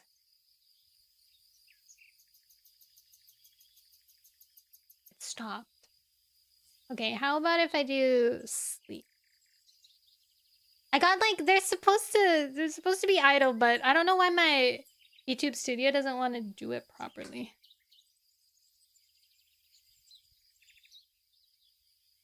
Now I'm sleeping. Okay, this one's good. Hey, sleeping for a while. I think it'll loop. Alright, I'm gonna go to the bathroom real quick.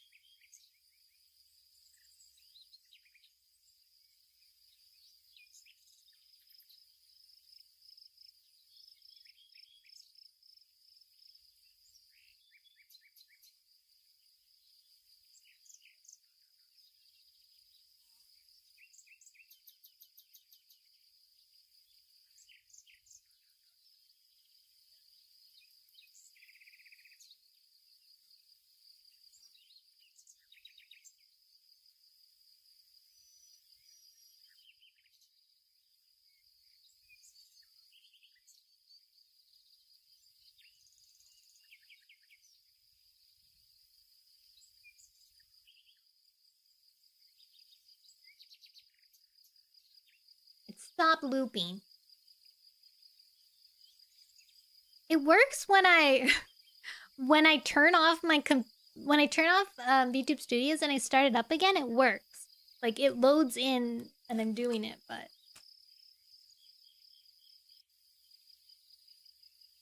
stinky.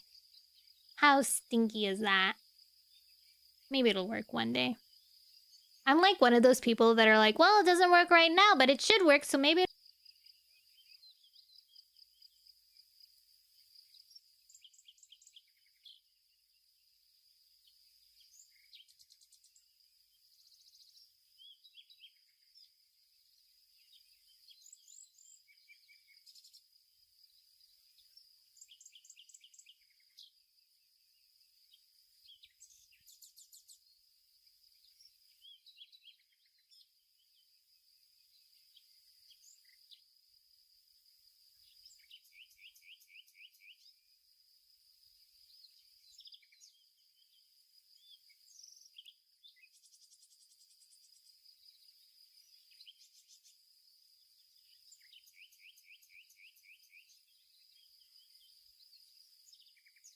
I've been talking this whole time!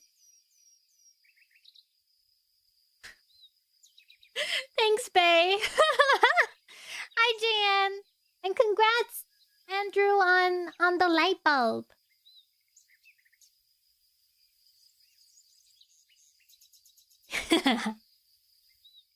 I wouldn't have noticed. I was just starting the chapter 2. That would have sucked. Oh my god, if I kept on reading.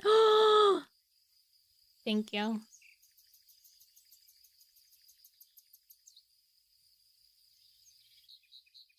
Okay. Let's go! Chapter 8.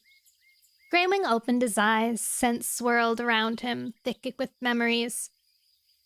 A chill nipped his ears, with a cruelty he'd forgotten. Water thundered behind him, and he turned to see the waterfall that veiled the entrance of his old home and the crags below. Light streamed through it and rippled over the cave walls. Hello? His mew echoed in the deserted cavern. He scanned the dimples in the wide stone floor where his tribe mates had made their nests, which were empty but for twigs and leaves lying shriveled in each hollow. Where are you? Worry prickled Greywing's pelt. He stretched his ears, listening. Far away, he thought he heard a few faint mews. Distant paw steps scuffed the stone, but he could see no cats. Had his tribe mates traveled beyond his vision? Were they spirit cats now? Quiet Rain! Snowhair! Where are you?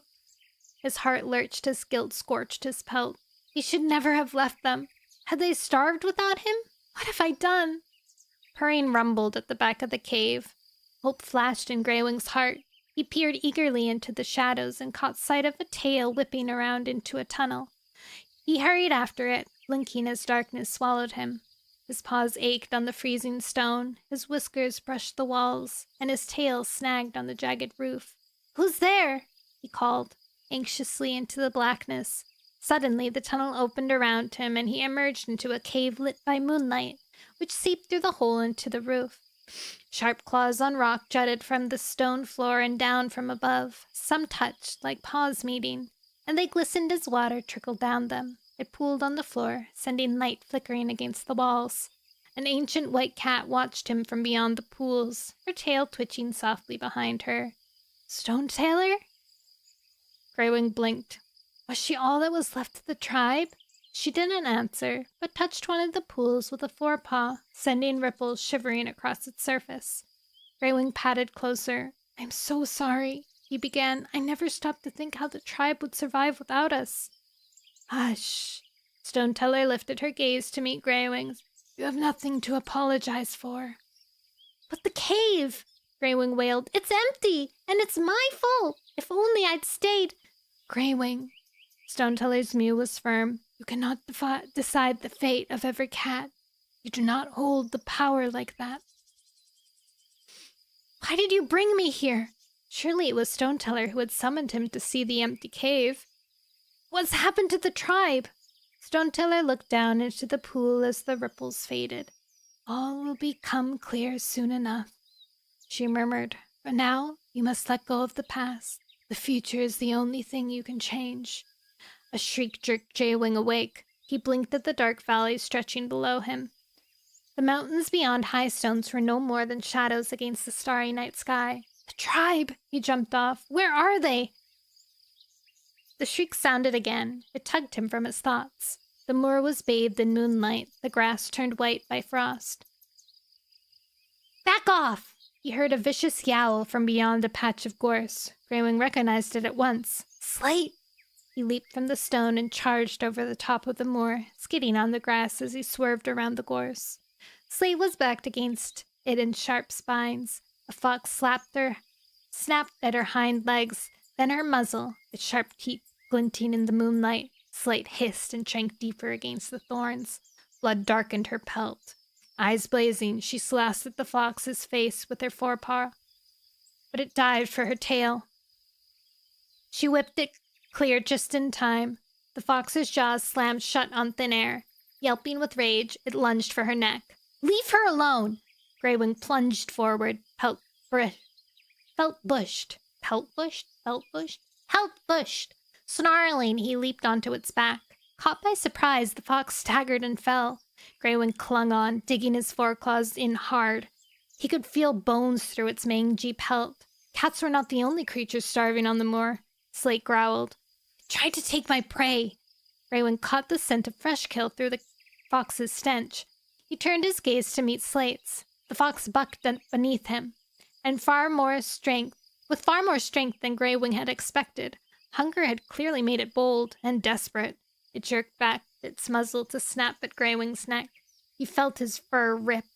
Pain scorched through him. He let go with a shriek and slithered to the ground, struggling to find his paws on the frosty grass. The fox turned on him. Its stinking breath bathed Greywing's muzzle as its savage jaws opened for a killing bite. Then fur flashed at the edge of his vision. With a yowl, Slate sent the fox tumbling backwards.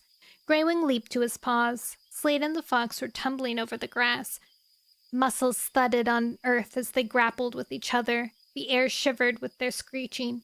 Greywing hurled himself at them as the fox's jaws clamped shut on Slate's ear. Hissing with rage, he shoved the fox away. He heard Slate shriek in pain, but he was on his hind legs, batting the fox backwards, swiping with one paw after another. He felt its fur rip beneath his claws until the fox's muzzle was wet with blood. The fox's eyes flashed with anger. With a yelp, it turned and fled, streaking along the grass like a shadow. Hi, Phil.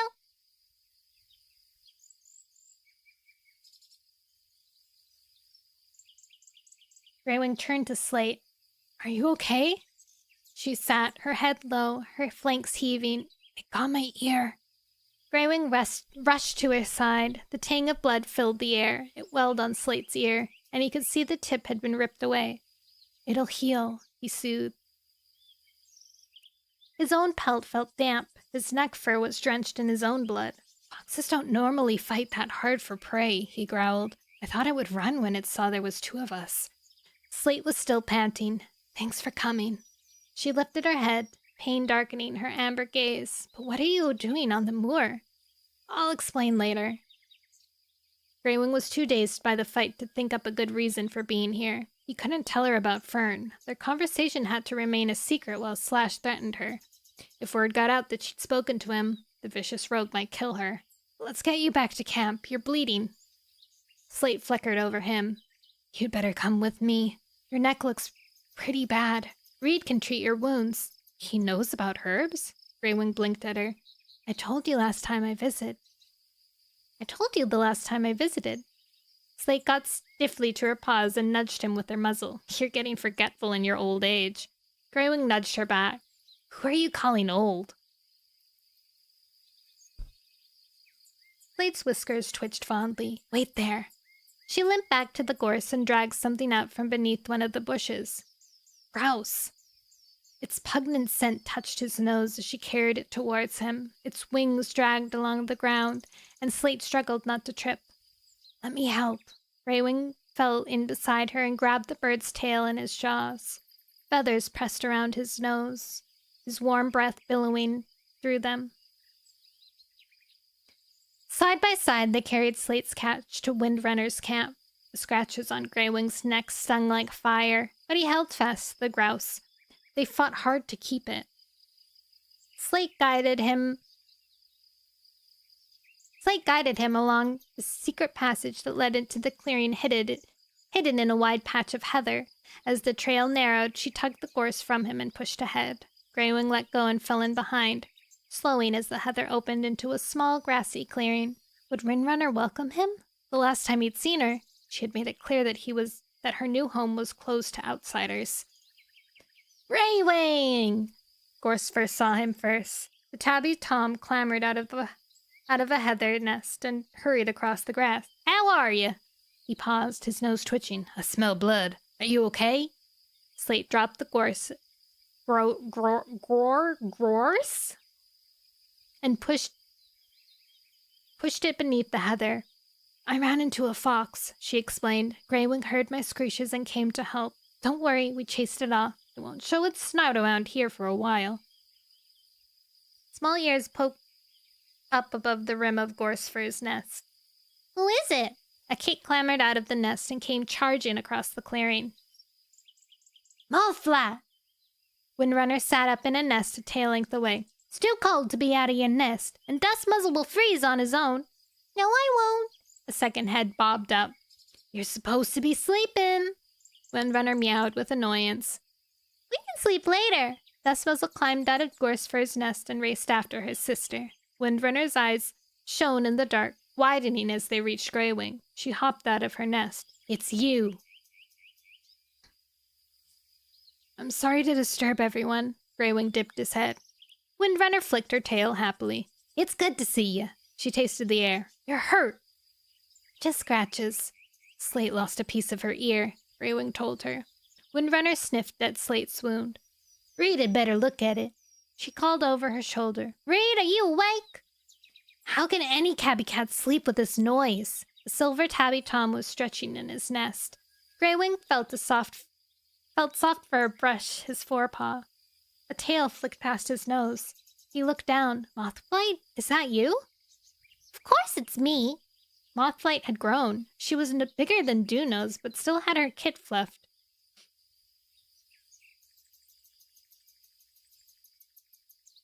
Oh, she's not like super kit.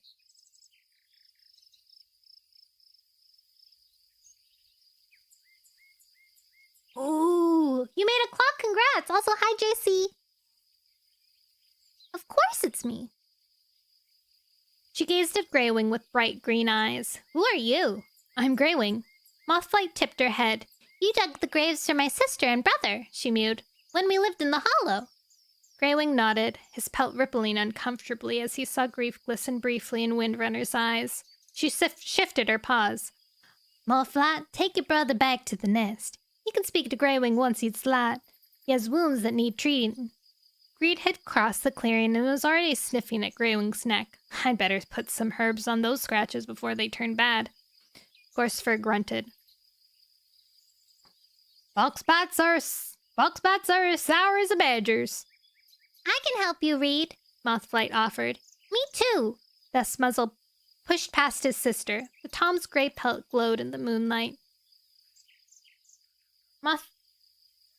Mothflight pushed him away. I offered first. Windrunner growled. Neither of you was helping, she told them firmly. Go back to the nest and sleep. Wait, should I give her kittens country accents too? Technically, they're her kits, so they must get her accent. I'll do that. I don't think I've ever done like cutesy country accent before. Mothflight eyed her mother. Money. Can we have a bit of gorse first? It's the best catch we've had in ages. Windrunner gave her a stern look. In the morning. In the morning. Mothflight turned and flounced back to the nest. If I starve to death before dawn, it'll be your fault. Dustmuzzle ran after her. At least we can look forward to a meal when we wake up, he mewed eagerly. As the kits climbed back into their nest, Greywing scanned the camp. The cold wind hardly penetrated the little hollow among the heather bushes. The cats had built deep nests in the shade of their branches. It was far cozier than the hollow had been, but when the kits grew into their nests of their own, it would be cramped. Reed peered at the scratches on Greywing's neck. Greywing nosed him away. Treat Slate's ear first. The gray she-cat was acting as though her injuries weren't bothering her. Greywing could sense her stiffness. She was brave, but she must still be in shock by the ferocity of the fox attack. If I hadn't been there, it could have killed her. Oh, you're stuck in ad break? Okay, loser bay. Should I say bay? Bay. What the heck? I lost my warrior cat book. In my scene. Oh, I'm in the wrong scene. That's why. Oh well. I'm gonna tell. I'm waiting for you, bae. There we go. Could absolutely be a voice actor. I wish I could be. I think my problem is when it comes to like actually voice acting, I can't. It doesn't sound right. I don't know why. Like when I'm reading, it's okay. But when I'm like actually reading a line or something, it doesn't sound correct.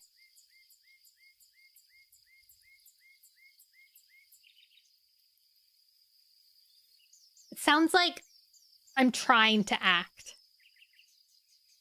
Maybe it's because when I'm reading something, I'm more in the story. I can imagine it a lot better. I know the tone.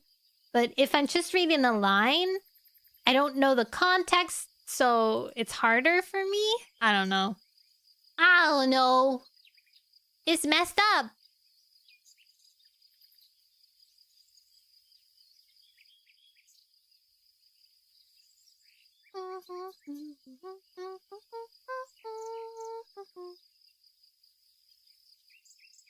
Book is just a bunch of lines. You're right.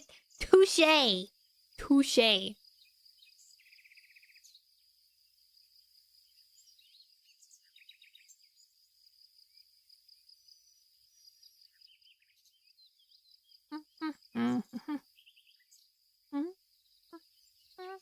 Back from the ad break, we'll be doing dishes. Okay, welcome back from the ad break. I'm gonna keep reading then. I'm assuming that you're listening while you're doing dishes. I hope that Windrunner lives in Windrunner's camp. He pushed the thought away. He was not gonna lose another cat. It's a clean bite. Reed sniffed at Slate's ear. It'll heal neatly, but I'll make some ointment to stop it from getting infected. He sat back on his haunches and tipped his head sympathetically. It's a shame it got your good ear. Your good ear? Greywing blinked through the darkness and noticed the tip of Slate's other ear was torn at the top. Oh! He'd never noticed before.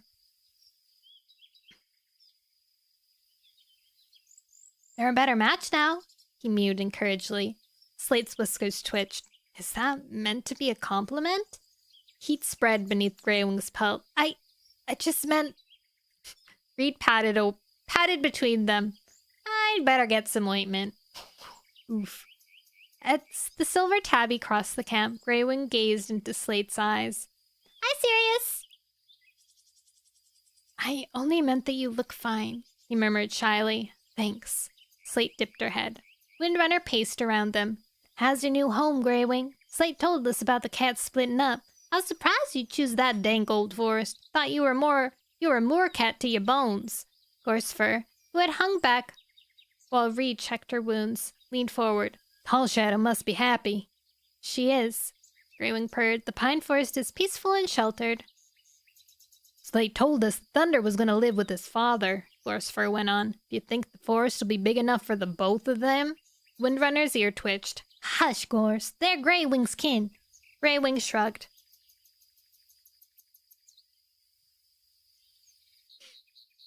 Clear Sky's changed, and Thunder has matured. I'm sure they'll be fine. Gorsefur sniffed. Tabby doesn't change its straps. A shadow moved at the far edge of the clearing. A gray and white she-cat ducked from beneath the heather and padded towards them. Who's this? She eyed Greywing suspiciously. He's a friend. He's an old friend from the Hollow. Windrunner explained. She dipped her head to the she-cat. This is Minnow, Reed's mate. Greywing nodded in greeting. I'm Greywing, pleased to meet you. This is Greywing? Minnow's gaze flicked over his pelt. She sounded surprised. I thought he'd be bigger. Windrunner! Mothflight's mew sounded from Gorsefur's nest. We can't get back to sleep with every cat talking. Windrunner sighed heavily. Gorsefur nodded towards the sky, which was lightening beyond the heather. It's nearly dawn, he meowed softly. Might as well be up and running around. I can take them out of camp and show them the moor top? Windrunner glared at him. You know I don't want them out there until they're big enough to take care of themselves. They'll have me, Gorsefur pointed out. I'll go with them, Minnow offered. The she-cow was small, but Greywing could see hard muscle beneath her gray and white pelt. Mothflight and Dustmuzzle were already scrambling out of the nest. Please, can we go? Mothflight reached Windrunner first and raced around her. We'll never learn to take care of ourselves if we stay in camp the whole time. Dustmuzzle stared gravely at his mother. I'll make sure Mothflight doesn't get into any trouble, he promised. I won't leave her side. Please? Mothflight looked from Windrunner to Gorsefur. We'll stay as close to Gorsefur and do everything it tells us. Greywing saw Windrunner's shoulders droop. Okay, she meowed, but don't stay out for long. That fox might still be around. Greywing lifted his chin. I think we gave it a pretty good scare. We'll watch out for it. Mothwing raced for the camp entrance. Dustmuzzle dashed after her. Wait for me. Gorsfar lifted his tail happily. They'll be fine, he reassured Windrunner and ducked into the heather tunnel. Minnow followed. Will you be here when we get back? She called over her shoulder to Greywing. I don't know. Greywing glanced at the pale sky, pushing back the stars. His campmates would be worried about him. As Minnow disappeared, Reed trotted across the clearing, a leaf folded between his jaws. He dropped it on the grass and pawed it open. A thick paste was smeared over it. I'll treat your ear first. He bent and lapped up a tongueful of the paste and began to wash it on Slate's ear tip. Slate winced. Are you sure this will help? My mother used it on me, Reed told her when he'd finished. He puffed out his chest. And look how healthy I am. Greywing purred. He liked this friendly Tom. Your turn. Reed turned to him. Lift your chin. I like this guy. He dipped his tongue through the ointment again, and, as Greywing stretched his nose towards the sky, began lapping it into the scratches around Greywing's throat. Greywing was surprised by the Tom's gentleness. The ointment stung as it met his wounds, but Reed's tongue was fast and light. As the silver Tom finished and backed away, Greywing wrinkled his nose. I don't recognize this scent. It's dried oak leaf and marigold, Reed told him. I collected the marigold near the river in Greenleaf. They dry well in the sun and keep their strength. I'll tell Pebbleheart about it. Greywing meowed. Pebbleheart! Reed's eyes shone. Slate's told me about him. She says he's a natural healer. I'd like to meet him. I'm sure you will one day. He glanced at Slate. I should get back to him. He'll wonder where I am. Share some prey first, Slate suggested. The grouse will feed all of us. Roar, the gross. Greywing's belly felt hard with hunger. Windrunner lifted her tail. Please stay. She padded to the heather wall of the camp and hauled out the grouse.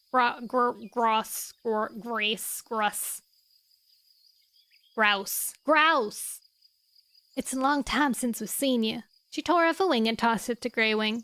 Nice. It landed at his paws, its scent flooding his nose. Okay. His campmates would know he was experienced enough to look after himself. He leaned down and took a mouthful of sweet flesh from the thickest part of the wing. Windrunner tore the bird into pieces, laying some aside for Minnow, Gorsfar, and the kits, and shared the rest with Reed and Slate. As Greywing ate, Dawn pushed up from the distant mountains. Sunshine breaking over the heather. The moor seemed to open up beneath its warmth, releasing its fragrance into the breeze. Relishing the scent, Greywing sat up and licked his lips, his belly full. Windrunner had already finished and was washing her paws with long, steady laps of her tongue. Reed padded to the edge of the clearing, where early sunshine was pooling, and laid down. Slate pawed the last scraps of her meal towards Greywing. Are you still hungry? Save them for the kits. Greywing felt self-conscious about eating another cat's prey. Windrunner looked up. Eat it, she urged. You look thin. Greywing suddenly realized that the moor cats looked as well as the last time he'd seen them. Is hunting good here? Not bad. Despite Leaf Bear and the sickness, Windrunner purred. Don't forget we have the tunnels, so there's hunting even when it snows. She narrowed her eyes curiously. Don't you miss it? I miss the wind and the sky. The dampness of the forest affects my breathing, but I have to stay with Pebbleheart and Tall Shadow. He paused, sadness tugging in his chest as he remembered his quarrel with the black she-cat. I'm not sure Tall Shadow feels she needs me anymore. She accused me of trying to take over as leader. She said I'm not as strong as I used to be. I'm sure Tall Shadow didn't mean it. She just wants a new home to feel like hers. Windrunner's tail twitched over the grass. I felt the same way when we moved here. Slate sniffed. If she'd seen you fight off that fox, she'd know you're as strong as any cat. Tall Shadow will always know that she's lucky to have you. Windrunner licked a paw and ran it over his ear. Her ear. What time is tomorrow's stream? 3 p.m. PST. Sorry, bae, I'm not replying as fast as I usually do because I'm busy reading. But yeah, tomorrow's stream, I try to stream at 3 p.m. PST every single day, or every weekday. Unless I'm scheduled to work longer, which next week I'm scheduled, I'm scheduled as a full-time job, unless But I'm technically a part-time worker, so I'm like, ugh, I'm gonna be so dead. I don't know why. Maybe it changed? No, I don't think it changed. Never mind.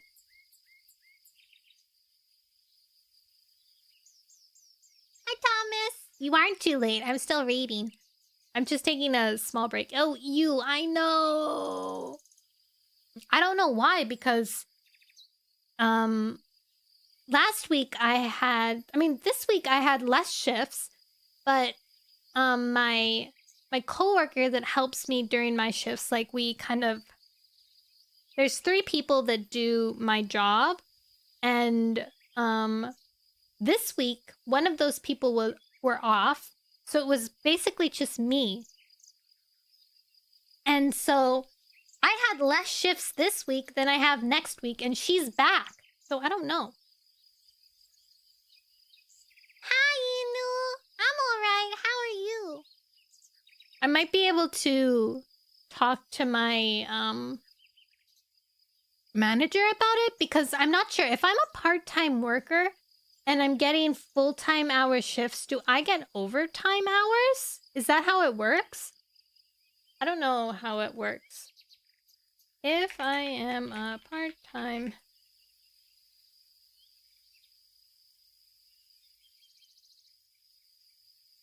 Playing Call of Duty. Whoa. Hi, Carlos. I'm a part-time worker and get full-time hours. Do I... Oh my god, that's a lot of wins. You ate a big dinner. Ooh, what did you eat for dinner? Let's see, Canada. Yes, you're entitled to overtime pay for hours worked over the standard full-time hours, even if you're a part-time employee. No, if it's over the standard part-time hours. Overtime hours are the same for part-time and full-time employees. Not sure about CA, but in the States, employers do it based on average over several weeks. So you can work well over full-time one week, then nothing another week. Oh, dang. Standard hours. Standard hours are 8 hours a day and 40 hours a week. Employees can be required to work overtime. Employees who work more than 8 hours in a day or 40 hours in a week must be paid time and a half or double time for overtime hours. Employees must be scheduled for at least 2 hours of work. They must also be paid if they report to work as scheduled and there is no work for them to do. Oh, dang. That's nice.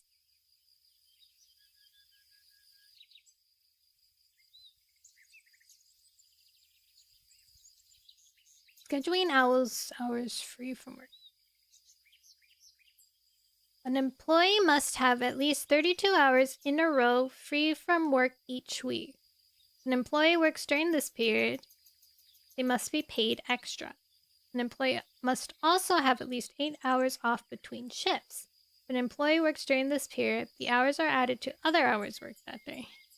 Whoa.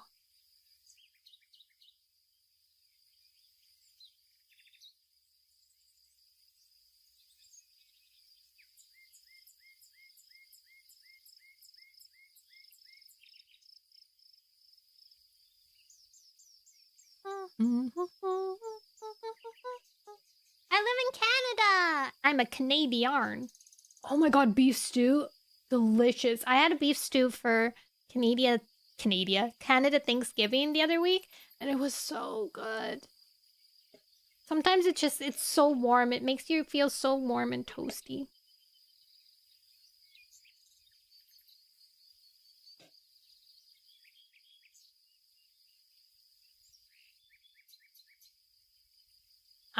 Employees are paid time and a half for any time worked over 8 hours in a day, up to 12 hours, even if the employee does not work more than 4 hours in a week.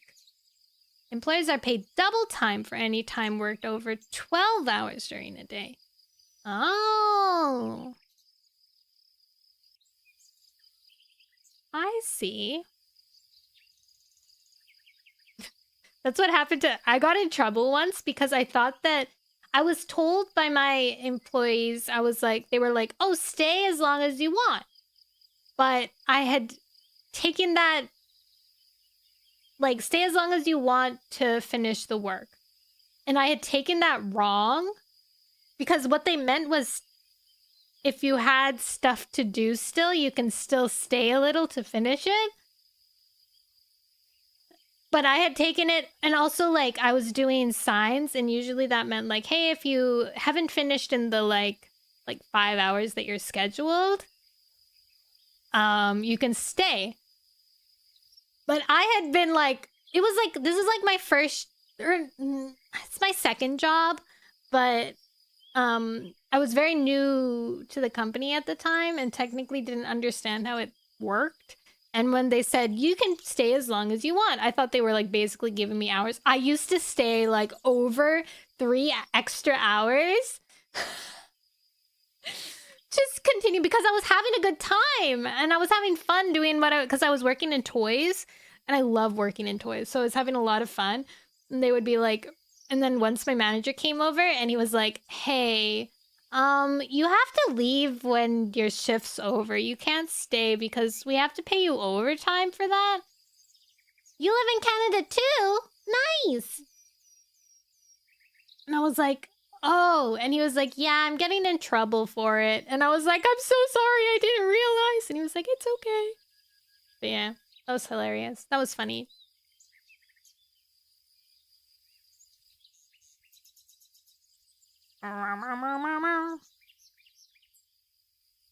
Let me look if... Hello, Zarf. You're a part-time worker. What happens in full-time hours?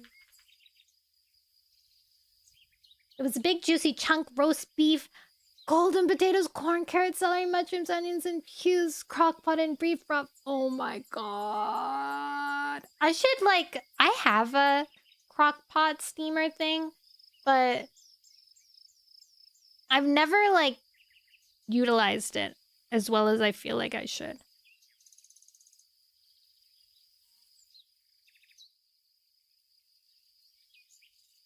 Oh, okay.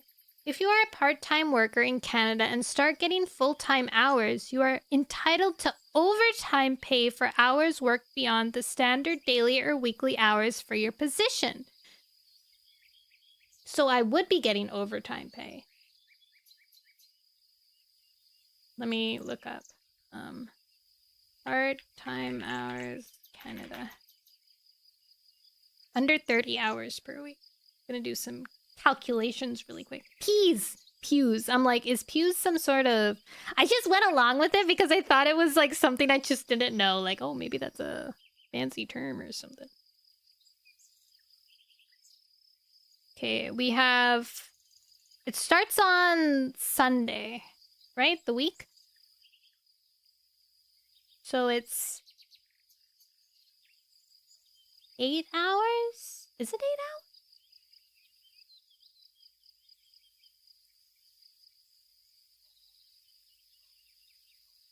8 hours and 30 minutes.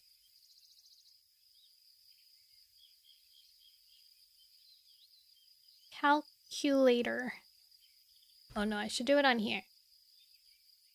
Calculator.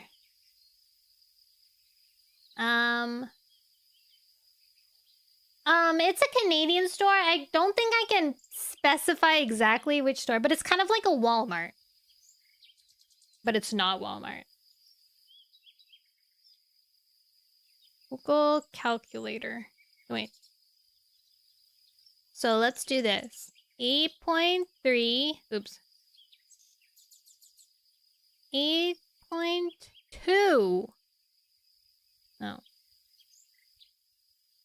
8.2 times 1, 2, 3, 4, 5. 41! That's full-time hours! I'll talk to him. I'll let him know. Because I know that we are not good with hours, and if they're just giving me these hours, it's kind of crazy.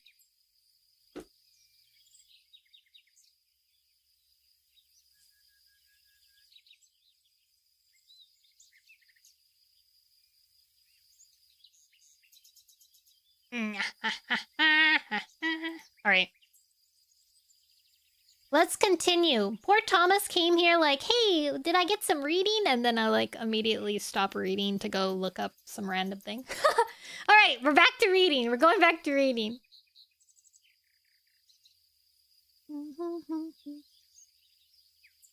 Where were we?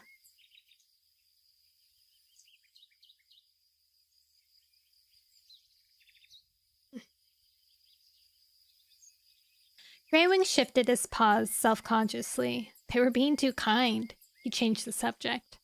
How are you, Windrunner? The last time he'd seen her, she'd been grieving the loss of a second kit. She met his gaze. Mothflat and Dustmuzzle are strong and bright. Our home is safe and warm. Now we have Reed, Minnow, and Slate. They're good hunters. She dipped her head to Slate, and good company for the kids.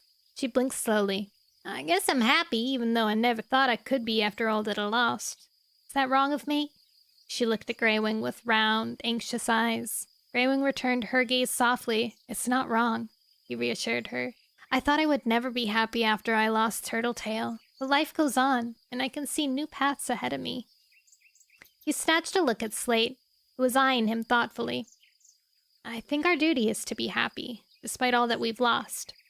Windrunner purred. That's what Gorsford says. He seems to approach every new day as though it's his first and his last. She pricked her ears at the sound of paws pattering over the ground beyond the camp. The heather shook as Mothflight and Dustmuzzle burst into the clearing. It's so big out there!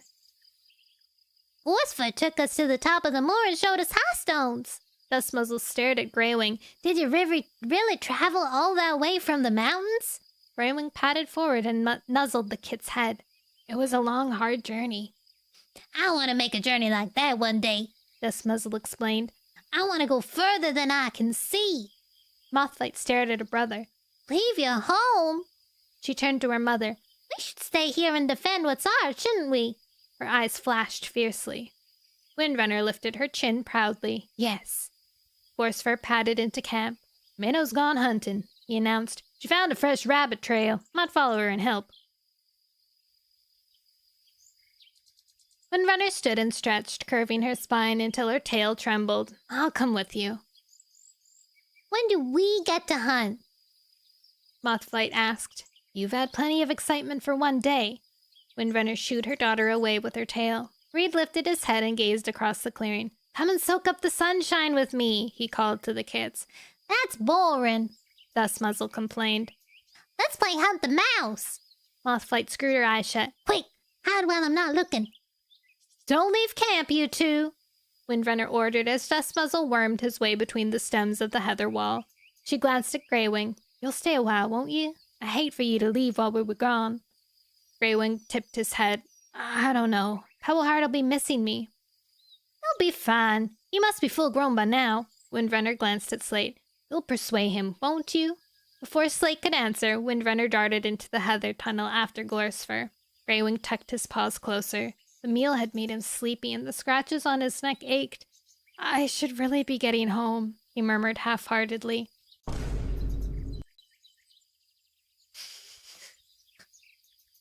Spooky. Hi, Ben.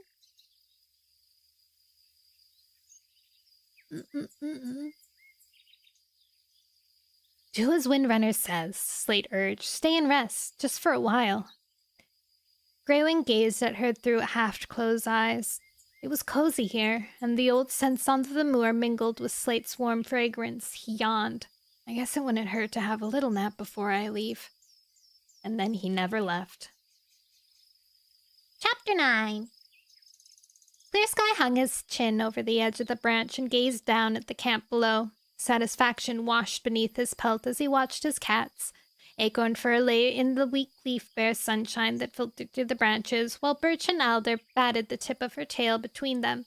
Every now and then she whisked it up into the air, and one of the young cats jumped for it, purring loudly. Nettle and Thorn shared tongues among the roots of the beech, while Owl Eyes and Sparrowfur picked through the prey pile.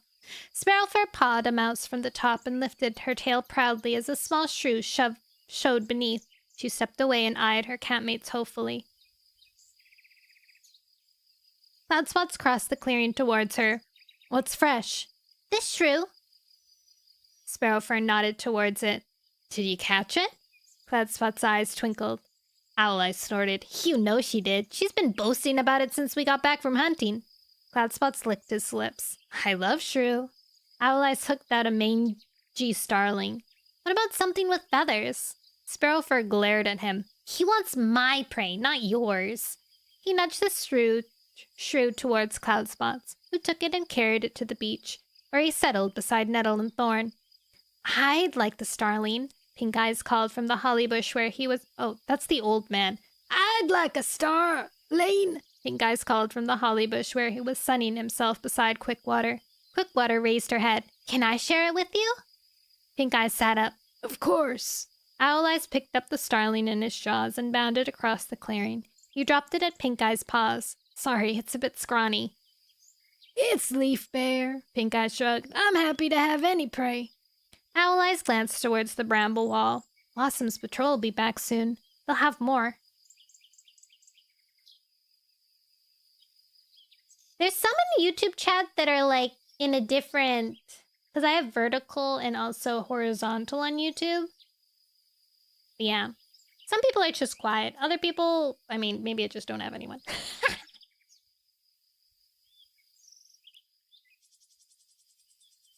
Where was I?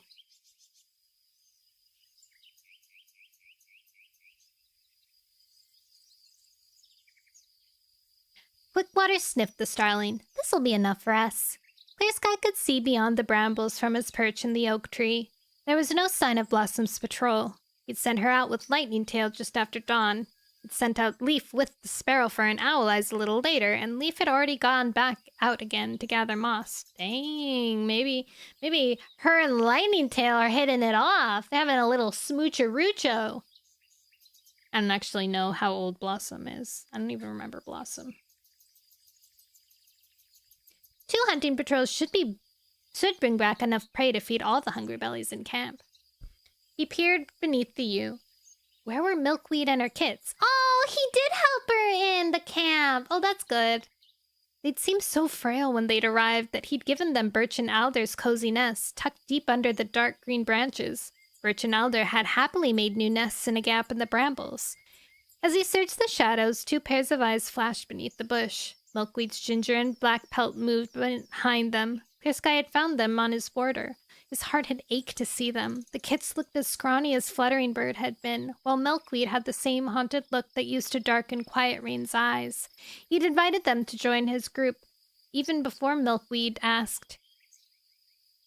But when she had given him Greywing's message, he'd felt a flicker of hope. Perhaps his brother was seeing sense in bringing all cats together after all. A twinge of regret tugged at Clear Sky's belly. If only the other cats understood. They could be here now.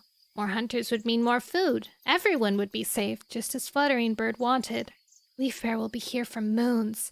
It had brought him milkweed, thistle, and clover. More hard frosts and snowfalls might help the moor cats and river cats realize they could not survive alone.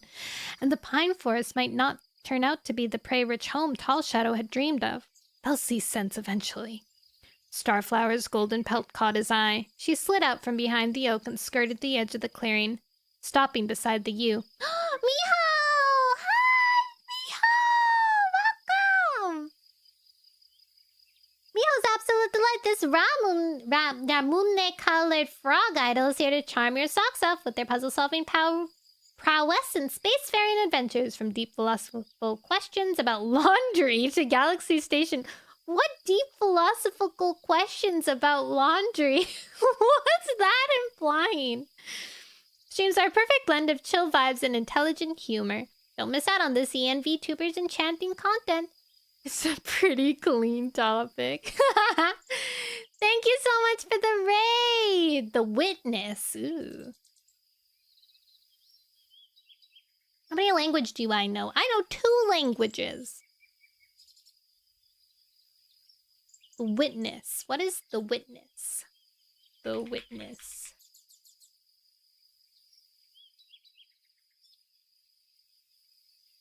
Ooh. It is a puzzle game. You wake up alone on a strange island full of puzzles. Ooh. Frog Puzzle Raid! Hi! I'm just in the middle of Warrior Cat Wednesday, so I'm gonna be back to reading really quick. But I hope you enjoyed your stream with Miho, and I hope if you want to stick around here that you enjoy your time here. It's just a kind of casual thing, so you can do some chores or just go to sleep while I read. Hello, are you okay? That's so scary.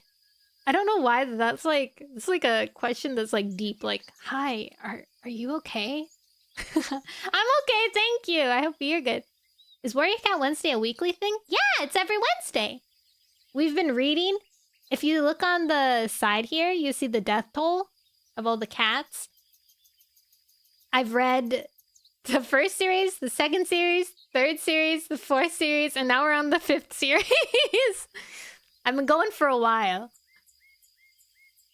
It's been quite the journey. It has been. Phil has been here like the whole time, only gets snapshots of what's going on, and he's like, what's happening? I'm totally normal. Yeah, exactly. No, I'm a total smarter than you. I thought you're only one job in life figured out. You're 3? What are your 3 languages? I know English and French. I wouldn't say I have my life figured out. I say I'm figuring out that. Alright, let's keep going. Let's keep reading. I think Blossom is actually Pink Eye's the one that Pink Eye came with, so she's pretty young. So yeah, maybe Lightning Tail and Pink Eyes are kind of scooper-roochin' in, spoonin'.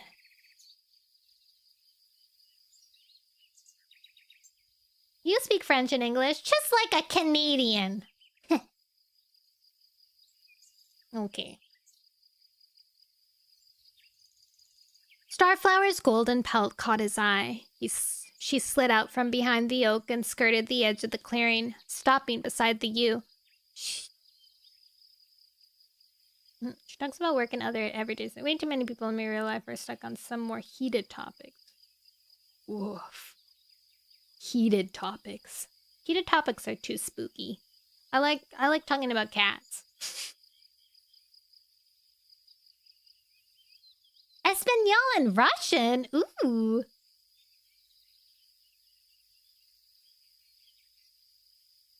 Stopping beside the yew, she stooped to look under the branches. Hi, you two.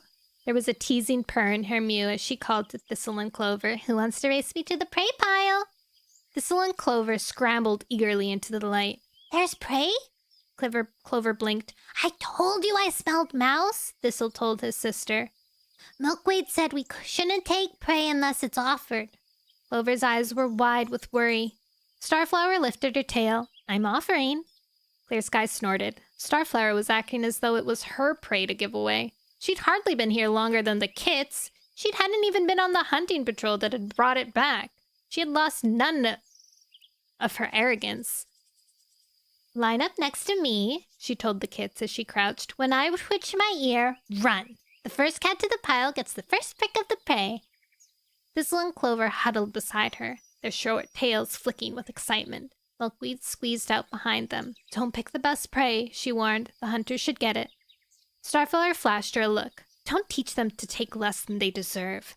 They need to grow strong. One day they'll be the hunters. Oh, snap.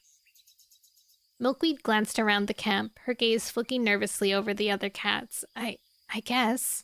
She clearly did not feel comfortable depending on others for her food. Starflower twitched her ear. Starflower's interesting. She's like one of those people, like, I mean, if she wasn't a cat, a person that feels like she deserves everything. Like, without, like, she's entitled. She's entitled to whatever. And she can talk her way to whatever. She just has that feeling of her. Little rich girl feeling. Starflower twitched her ear, and Thistle and Clover sped away, their small paws pattering over the cold earth. Starflower trotted after them, arriving a few paces behind as they skidded to a halt beside the prey pile. There's another cat similar to that. You're right. Clear Sky. I got here first, Thistle mewed. but I'm closest. Clover had stopped a whisker away from the mouse that Sparrowfur had knocked from the pile. She snatched it in her jaws and began to drag it back towards Milkweed. Thistle growled. That's not fair. Don't you like mouse? Starflower asked, her eyes shining. Yes, but I want... Starflower didn't let him finish. Then go and help your sister carry it back to Milkweed. The mouse had snagged on a jutting root at the edge of the clearing. Clover was tugging it, her face crumpled with effort. Thistle hurried towards her and, grabbing the mouse's tail with his teeth, unhooked it from the root. Clover blinked at him gratefully, and they headed back to Milkweed, carrying the mouse between them. As Starflower sat back on her haunches and watched them glow, Clear Sky narrowed his eyes. Thunder was watching the golden she-cat from beneath the oak. There was a glow in the young Tom's gaze. Was I wrong to let him bring her back to camp? Yes. Clear Sky shifted his paws uneasily. The other cats had accepted her, but they still eyed her with mistrust. Good. On the night of her arrival, Leaf and Lightning Tail had followed Clear Sky out of camp and questioned his judgment. She's a traitor, Leaf had growled. Lightning Tail had paced, frowning. She lied to Thunder last time. She'll do it again. Clear Sky had met their gazes steadily. Thunder's no fool. Goodbye, Andrew. Bye, Nono and my fellow Pop Cups. Bye-bye. Bye-bye.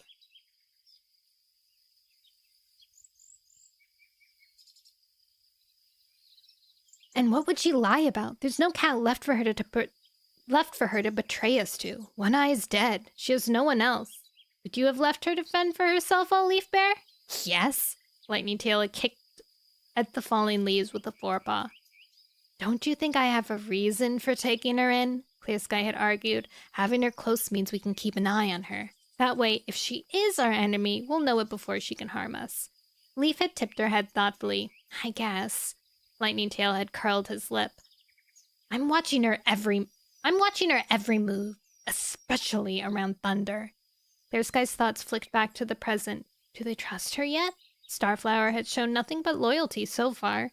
She'd hunted well and had taken a damp nest among the beetroots without complaining. Lightning Tail had kept his word, watching her like a hawk and barging into any conversation she had with Thunder. But now Lightning Tail was out hunting, and Thunder was gazing wistfully at the golden she-cat. He still cares for her. Clear Sky moved on his branch as Starflower stretched out a forepaw luxuriously, arching her back until her hind legs trembled. She knows Thunder's watching her. Oh my god, she's like she's showing off. She's making a pose. She's oh my god, that's so funny. Hi, Victoria. Clear Sky saw her gaze flick over her shoulder for a heartbeat before she picked a mouse from the prey pile and patted towards the ewe. Thunder turned hurriedly and began washing his tail as she passed. Oh my gosh. I should have a talk with him, Clear Sky thought. He's young. Feelings may cloud his judgment. He got to his paws. I'll do it later. He knew that he'd need to pick the right moment if he wanted Thunder to listen to his warning. Right now, he planned to patrol the borders of the forest. He wanted to find out whether any of the cats from the moor, pine forest, or river were hunting close to his scent lines. Hunger will drive them to my prey-rich woods eventually, and we'll be together, just like Fluttering Bird wants. The bright skies had brought a fresh chill to the forest. He stepped towards the trunk and, scrambling down from branch to branch, leaped down into the clearing. He tasted the air, wondering whether the fine weather would be warmed by rain or hardened by snow. The wind, tainted by the musk of decaying leaf litter, gave no clue. He padded around the edge of the clearing, nodding to Milkweed as he passed. Starflower had settled beside the Black and Ginger Queen and was sharing her mouse with Thistle while Clover snatched bites from her mothers. Milkweed glanced up at Clear Sky, her eyes round with silent thanks. Her kits were sleeker already. Though they'd only been here for a few days, they would grow into good hunters. Clear Sky dipped his head. Would you like to join the next hunting party? She might feel easier about taking prey if she helped hunt it. Milkweed blinked eagerly. Yes, please. Can I go too? Thistle looked up from his mouse. Not yet, Clear Sky told him. But you can practice some moves in camp. He glanced at Birch and Alder. Acorn Fur had rolled onto her side and was sleeping. The two young cats were pacing restlessly behind her. clearly looking for something to do. Would you like to teach Thistle and Clover some hunting moves? Clear Sky called. Alder hurried over. That would be great! Thistle sat up excitedly and licked his lips. Can we start now? Why not? As Alder led Thistle towards the center of the clearing, Clear Sky headed for the bramble. He paused beside Pink Eyes and Quickwater, who were still chewing on the starling. I'm gonna check the borders, he meowed. Keep watch on the camp. Pink Eyes sniffed. You should choose a cat with better eyesight. Quickwater nudged the old Tom. No one hears or smells better than you. I won't trust you to miss anything. Clear Sky dipped his head. Quickwater eyed him curiously. Why are you patrolling the borders? She asked. I thought you welcomed strangers now. I still like to know who's coming and going, Clear Sky told her. He padded to the bramble wall and ducked through the gap between the branches. Outside was cold. An icy wind whisked between the trees. No prey stirred, and he guessed that the tiny creatures of the forest were tucked deep in their warm burrows. Perhaps he should send out a hunting patrol at night as well as in the day. Mice and voles ventured out when the moon was high, but so did the owls and foxes that preyed on them, and the air would be too cool to scent anything but ice. He followed the trail to the gully. One good rainfall and the narrow channel in the forest floor would be brimming with water, but for now it was dry. He hopped into it and headed towards the great sycamore. He paused suddenly, the fur along his spine prickling as though he felt some creature's gaze. Was he being followed?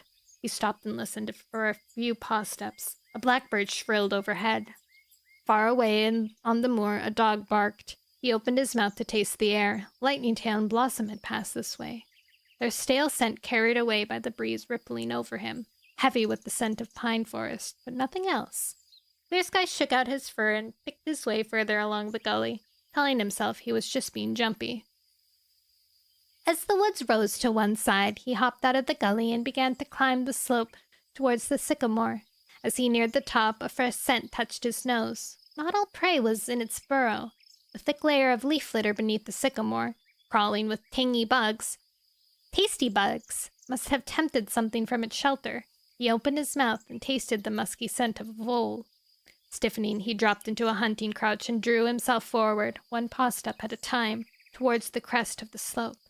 As the earth flattened, he scanned the forest floor.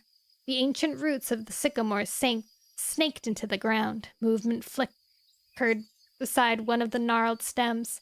Clear Sky froze. The vole was snuffling at a seed pod, its tiny ears twitching.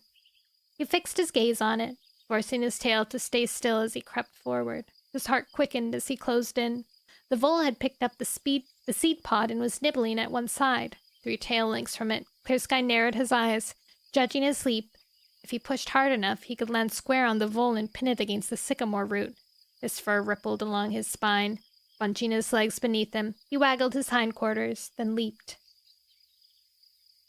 Dead leaves fluttered out behind him. The vole turned at the sound, its eyes widening in terror. Fast as lightning, it scuttled out of sight. Clear Sky landed clumsily. Oh my goodness! Thumping against the sycamore root. Mouse stung, he hissed, frustration flashing through him. Leaves rustled behind him, and he turned. Oh my god, is Starflower gonna try and woo his dad? Thunder's dad? Oh my god. Starflower was standing at the top of the slope. Her lustrous tail was high and her eyes glittered with amusement. Nice try. Heat flooded beneath Clear Sky's pelt. You scared it off. He straightened angrily. Probably smelled your scent. She patted closer, her tail swishing. At least something did. You were downwind, Clear Sky grunted. Was she trying to embarrass him? Perhaps I should give you some tips. She stopped a tail length away. I've been hunting here all my life. Clear Sky climbed onto the root and sat down. I don't need tips, thanks. I'm a great hunter.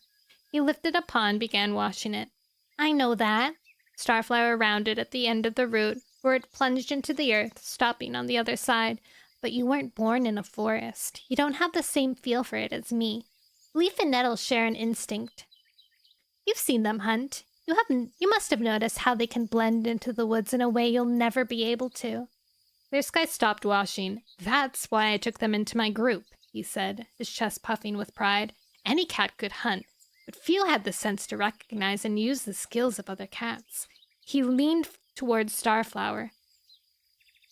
Perhaps I should give you some tips about leadership. Her green eyes glowed with a challenge. Perhaps you should. Clear Sky snorted. Proud young cat. What are you doing here anyway? You look lonely, leaving the camp by yourself, she told him. I don't get lonely, Clear Sky snapped. Starflower eyed him for a moment. Really? She patted forward till she was just a whisker away from him. He hopped down from the tree root and faced her. Go back to camp and leave me alone. It's too cozy in the camp. I'm not used to being around so many cats. For most of my life, it was just me and One Eye. Surely you had litter mates. This guy bristled with irritation the moment he spoke. It allowed her to draw him into a conversation. They died with my mother. Her green eyes showed no expression. Clear Sky's paws prickled uneasily. Did she feel no grief? She must be a sociopath. How did they die? I don't know. Starflower shrugged. I was too young to remember, and One Eye refused to ever speak of them. Clear Sky strode past her and gazed away between the trees. He wasn't going to feel sympathy for this cat. This was probably how she had won Thunder's affection. That must have been hard for you, he meowed coldly, but every cat holds some tragedy in their hearts. Like you. She moved closer until her thick pelt brushed his. You. Clear Sky flinched away and glared at her. Go back to camp. We're more alike than you think. Her green gaze seemed to burn into his. We're nothing alike. He snapped. I've never betrayed any cat. I'm not sure Greywing would agree with that, Starflower pointed out. Or Thunder. Or Jagged Peak. She paused. Or Rainswept Flower. Clear Sky. Oh, they misspelled his name. Clear Sky could feel his claws extend, digging into the earth. How dare she remind him that he'd killed a cat he'd grown up with? He had been trying to make amends for it every day since. Starflower lowered her voice. I understand you, Clear Sky. You've had to make hard decisions to protect the cats in your care. And sometimes it's meant doing things you've regretted. She held his gaze. If I could take back some of the things I've done, I would. He blinked. Was she sorry for her betrayal? Listen to her! Clear Sky! Oh my god. Her eyes glimmered as though lit by starlight. Her dark pupils looked like flowers. The Clear Sky, it was almost like the 5 petals of the blazing star seemed to shine in her eyes. That's how she got Thunder to swoon after her! She's seducing him! I know you don't trust me, she murmured. I don't deserve your trust, but I will try to show you that you can count on me. Once I choose my allies, I'm willing to die for them. For all my mistakes, I never betrayed my father. And if you trust me, I will never betray you. A Pepsi? I have a Coca-Cola Slurpee. Clear Sky fought to drag his gaze away, but he was caught in the green depths of her eyes. I will never betray you. As her words echoed in his mind, his heart ached with hope. Could it be true? Had he finally found a cat who had complete faith in him? Who would follow him without question, through thick and thin? Wind rattled the branches overhead, breaking the spell. Clear Sky turned away. Go back to camp, Starflower, he meowed firmly. If you want to earn my trust, and the trust of the other cats, then you'll have to work for it. Help Milkweed groom the last of the fleas from her pelt. Get fresh moss for Pink Eye's nest. His fur is thin, so he feels the cold more than most cats. Make sure Thistle and Clover never go hungry again. He faced Starflower, searching her gaze. Would she obey him? She dipped her head. Okay. She turned and headed back through the trees. As she disappeared down the slope, sunshine reached through the branches like claws and raked her golden pelt. Clear Sky stared after her, unable to move. He felt as though his paws had grown roots. His tail twitched. Perhaps he'd been wrong about her. There was more to Starflower than met the eye. Oh my god. Clear Sky!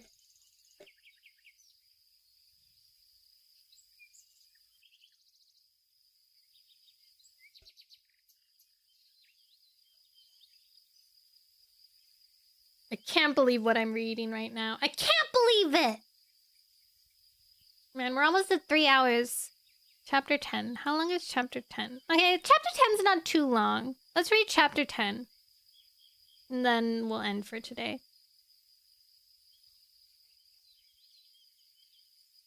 Thunder stretched in his nest and blinked sleep from his eyes. It was morning on a new day, but there was no sunlight in sight. Thick gray clouds washed the camp with drizzle. A fat drop of water splashed onto his muzzle. With a shiver, he hopped out. "You're awake at last," Owl Eyes huffed as he landed beside the young Tom. He was sitting on the edge of the clearing, watching Birch and Alder train Thistle and Clover. "Is it late?" Thunder searched the clouds beyond the treetops for some signs of the sun. Clear Sky's already sent out hunting patrols. Owl Eyes didn't pull his gaze from the young cats. It's their second day of training. Birch and Alder circled the clearing, their paws pattering softly over the muddy earth. Thistle and Clover crouched at the center, their fur plastered against their thin frames as they concentrated on their hunting crunches. "Keep your tail down," Alder told Thistle. "Tuck your hind paws tighter around you," Birch called to Clover. Clover frowned. "But that makes it harder to jump." "It'll feel that way to begin with," Birch reassured the ginger and white kit. "But once you've gotten the hang of it, you'll be able to jump further. And the further you can jump, the less stalking you'll have to do." Owl Eyes tail flicked irritably behind him. What's wrong with stalking? Ignoring the gray Tom, Clover narrowed her eyes and bunched up her hindquarters. "Is that better?" "Great!" Birch lifted his tail. "Now jump." "Thank you for the follow." Chrysitane? Cry?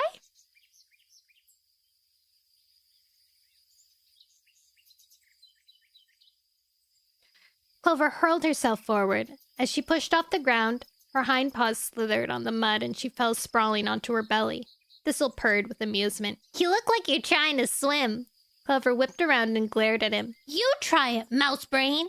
Thistle clamped his mouth shut and leaped. He sailed across the clearing and landed neatly, a muzzle length from Birch. Purring loudly, he looked at the ginger Tom. "How was that?" "You're going to be a great hunter," Birch told him proudly. Clover snorted and dropped into her belly again, tucking her hind paws tightly beneath her. Grunting with effort, she leaped. This time, she landed skillfully, controlling her skid as her paws hit the wet earth. She blinked at Alder. "Better?" "Much!" Alder congratulated the kit. Owl Eye sniffed. "I still think you should be teaching them how to stalk, not jump." Alder glanced at the gray Tom. "Clear Sky asked us to train them, not you." Birch joined his sister. "You're just in a bad mood because he chose Sparrowfur for the second hunting patrol." Owl Eyes flattened his ears. "I hunt better than she does in the rain," he muttered. "Sparrowfur doesn't like getting her paws wet." He stalked across the clearing and curled down among the roots of the beech. His pelt spiked from the rain. Miserably, he shoved his nose under his paw and closed his eyes. Aw, poor Owl Eyes. He's having a tough time in this camp. I should be out on patrol, Thunder thought, tearing his gaze away to scan the camp. Where was Clear Sky? He recognized Cloud Spot's voice beneath the yew. "Chew on these leaves, Milkweed." Thunder's nose twitched at the smell of tansy. "It's just a slight sickness in your chest," Cloud Spots was saying. "The leaves should clear it. Send Clover for more if you feel bad later." The long-furred Tom came out from beneath the yew and padded to the short, steep bank beyond the oak. Brambles spilled over the muddy overhang beside the hollow where Clear Sky made his nest. They smelled like a pungent meadow. Cloud Spot slid behind them. He'd been collecting herbs for days and stashing them among the prickly stems. "Thunder!" Clover called to him. "Watch me jump!" Thunder looked as she crouched and leaped across the clearing. He'd been pleased that Clear Sky had taken the starving family, and even happier when he'd heard Milkweed pass on Greywing's message. Perhaps Clear Sky and Greywing's relationship was gently mending. But it was strange that Greywing had been on the moor. He'd gone to live among the pines with Tall Shadow. What had driven him back to his old home? "Well?" He realized Clover was staring at him expectantly. "Very good," he told her. Clover purred. "I can jump as far as Thistle now." "No, you can't."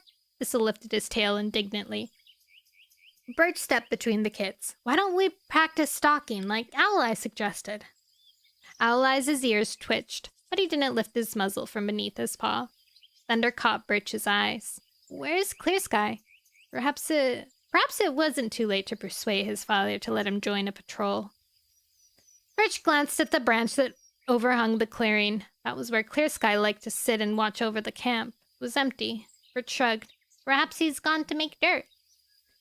Thunder padded to the bottom of the oak, his father's scent still fresh on the bark, which meant he probably hadn't gotten far. Thunder leaped up the steep bank and padded over the wet grass beyond. Clear Sky, he called. The break-in at the edge of camp rustled and Clear Sky skid out. What is it? I'd like to join one of the hunting patrols, Thunder told him. Which way did you send them? I'm sure I can catch up. I want you to stay here. Clear Sky marched past him and paused at the edge of the slope. Someone needs to watch over the kits. They've got you, and Birch and Alder, Thunder argued, and Owl Eyes. Clear Sky turned his head. If you wanted to be on a hunting patrol, you should have woken up earlier. Was his father punishing him for sleeping late? I'm sorry, I'm still used to the light on the moor. In the forest, when it's cloudy, it's sometimes hard to tell day from night. No other cat here has that problem. As Clear Sky jumped into the clearing, Lightning Tail and Leaf pushed their way through the camp entrance. Thick wads of moss dangled from their jaws.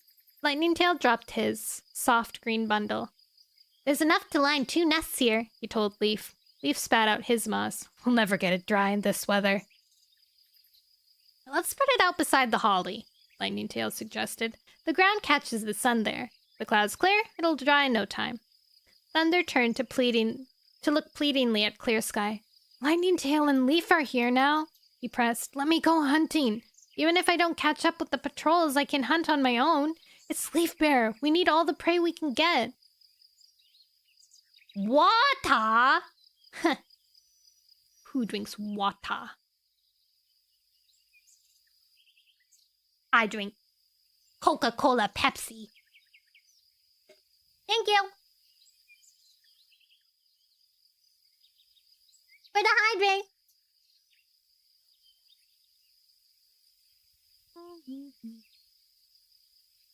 I need you to stay. I'm going on border patrol.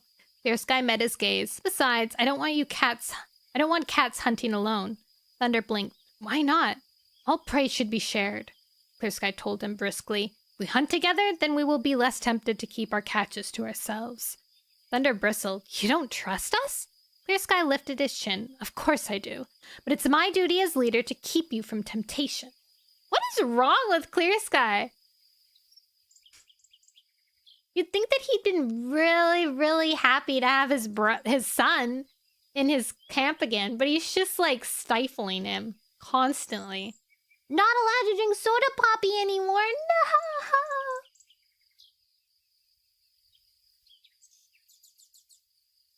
Thunder glared at him. Why do I keep forgetting how arrogant he is? He didn't argue. Instead, he lowered his tail obediently. If you're going on patrol, let me come with you. You've changed the borders so many times, I'm still having trouble telling the old markers from new. Perhaps you should help me. This wasn't true. He could easily tell the difference between a stale scent and a fresh one, but he was desperate to make up for oversleeping. If he flattered Clear Sky, his father might let him join the patrol. Clear Sky whisked his tail. If you haven't learned that by now, you never will, he grunted. I'm patrolling alone. Every cat needs solitude from time to time. Before Thunder could object, he marched towards the bramble entrance. Thunder watched him go, uneasiness swarming beneath his pelt. Clear Sky had never wanted solitude before. It's because he's meeting up with what's her name? Starflower. I bet that's what he's doing.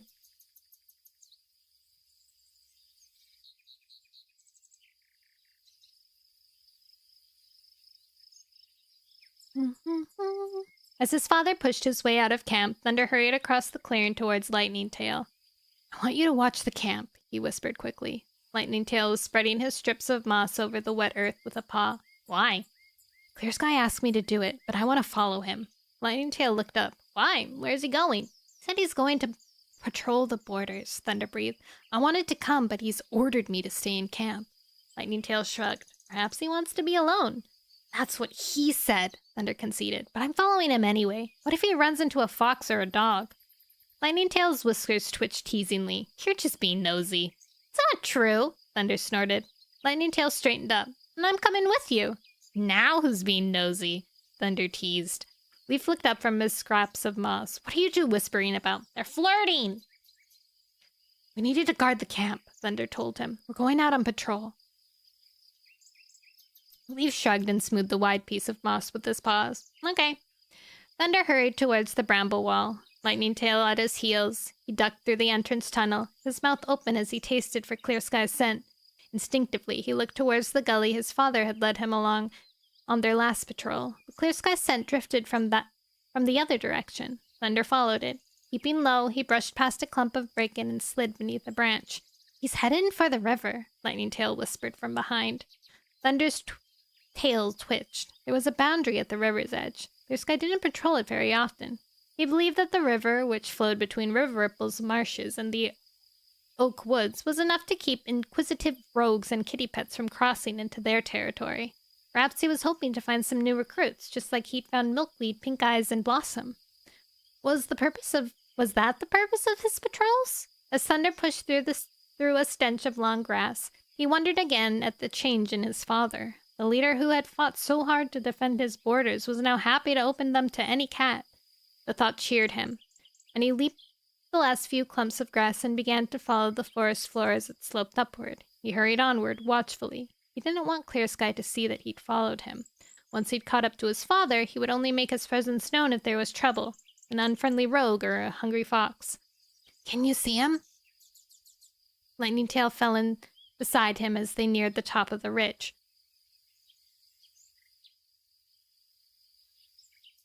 Only celery juice? My aunt is on like a juice diet, a juice cleanse or whatever. And she says she drinks a lot of celery juice.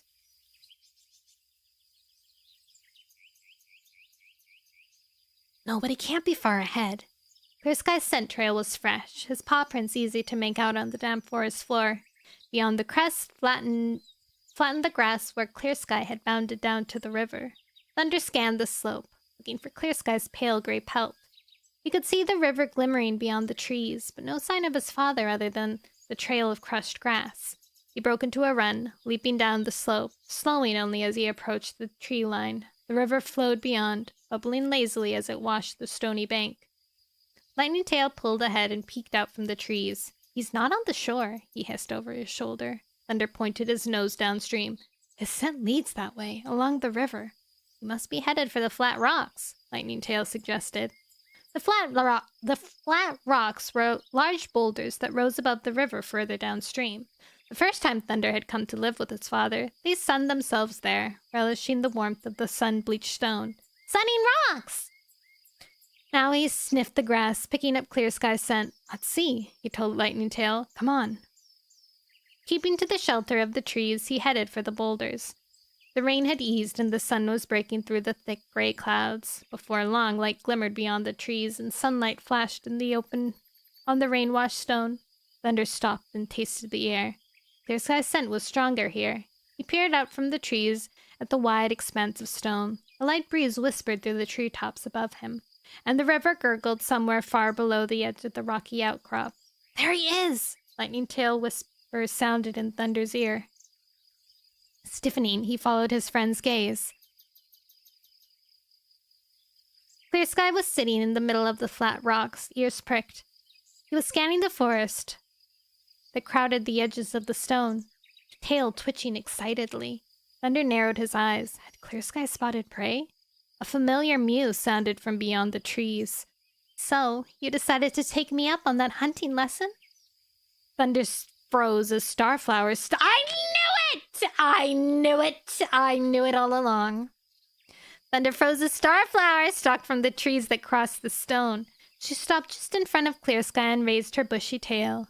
The sun rays flashed through the clouds and turned her golden pelt to fire. Lightning Tail stiffened beside Thunder. What's she doing here? Thunder didn't answer. Jealousy was scorching through his chest as he watched the she-cat weave around Clear Sky. A low growl rumbled in his throat. No wonder he didn't want me to patrol with him. I'm not here for hunting lessons. Clear Sky blocked Starflower's path. She stopped, her eyes glittering playfully. Then why are you here? I invited you to meet me so I could teach you the ways of the forest.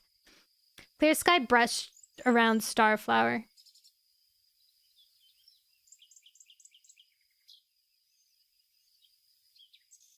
His eyes never leaving hers. He stopped close to her muzzle. I don't need you to teach me anything, he meowed. I learned all I need to know, and I've learned it the hard way. I told you, Starflower purred throatily. We have more in common than you think. Clear Sky half closed his eyes. Perhaps we do. Oh my god, they're watching a seduction session. Jesus Christ. Starflower let her tail slide beneath Clear Sky's chin. Thunder curled his claws deep into the soft earth, imagining its softness flowing beneath his muzzle. She had used the same gesture when talking to him. He stared at his father, willing Clear Sky to step away from the treacherous she-cat. But Clear Sky stood still while Starflower patted slowly around him. You were gonna give me some lessons in leadership, she murmured. Not yet. Clear Sky's eyes flashed. Before you can lead, you must learn how to follow. Hi, Snack. He's encouraging her. Rage surged beneath Thunder's pelt, then fear. He knew better than any cat how Starflower could turn against those she pretended to care for. She'd once convinced him that she wanted to join his group. Then she wanted to be his mate. But she'd only been spying for One Eye. She told him she truly cared for him, but only after One Eye had died. The anger burned in his belly. Why had she told him that? Why, when she reappeared last half moon, a tiny hope had sparked in his heart that she'd return to the forest for him. He watched, his pelt bristling as Starflower laid down, her tail swishing over the stone. She looked up at Clear Sky, her radiant green eyes catching the light. Enjoy the sunshine with me. Thunder turned away and marched through the forest, growling under his breath. Lightning Tail bounded after him. Thunder! I should have known. Thunder snarled. She never felt anything for me. Lightning Tail barged across his path. Wait! Thunder glared at him. Are you going to say that you told me so?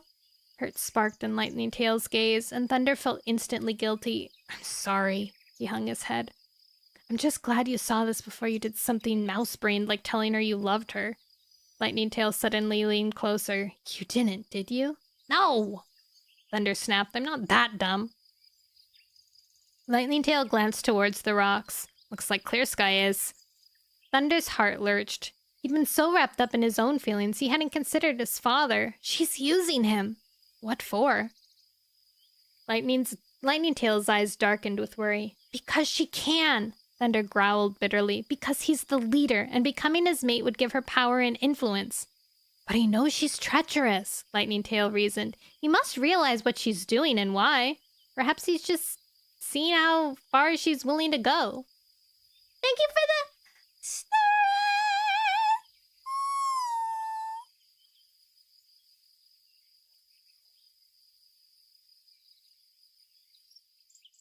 That was a good stretch. That was a long stretch. Thank you, Bay.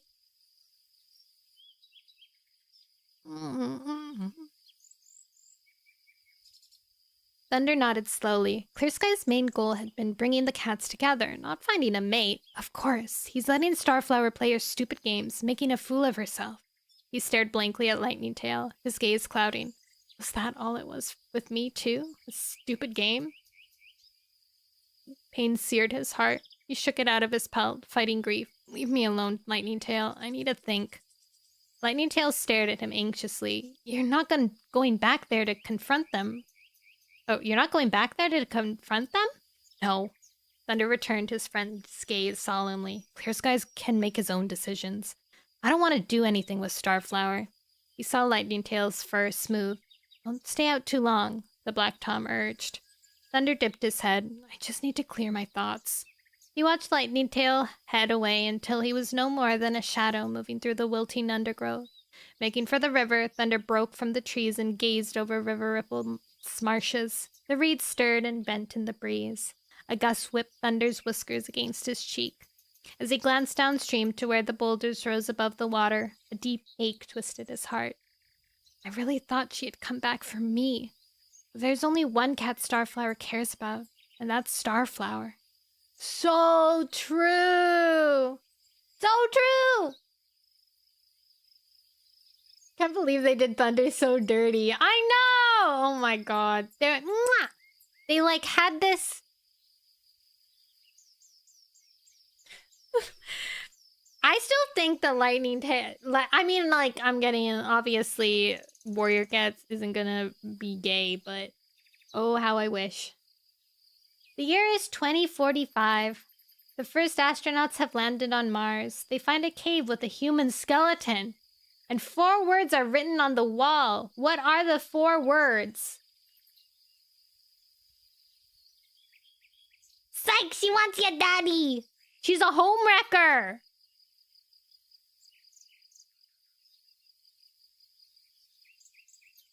She doesn't care. She just wants to swoon someone. She knows how pretty she is. What are the 4 words on the wall? I think it's... Oh,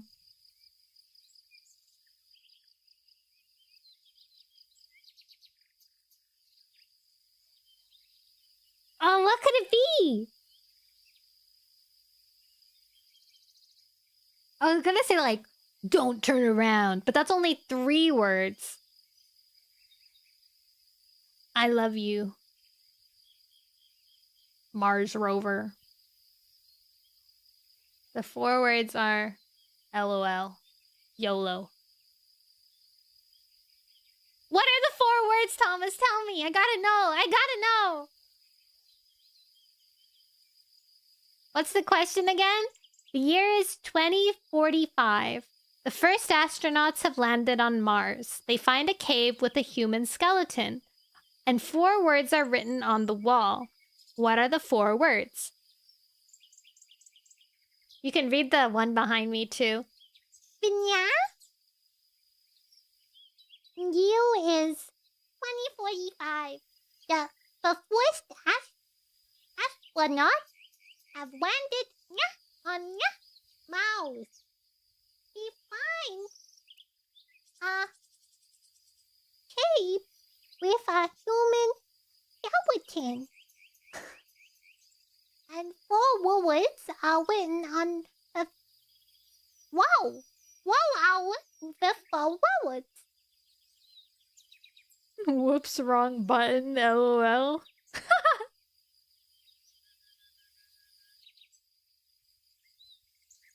Humans will be killed. Hey.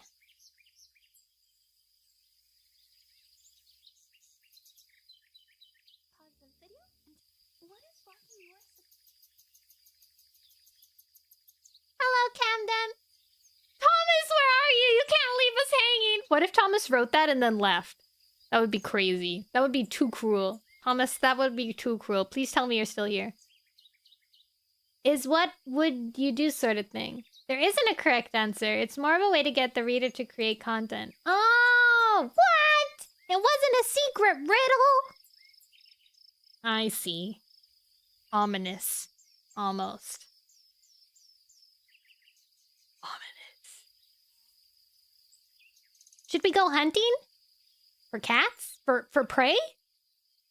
For mice? For the fresh kill pile?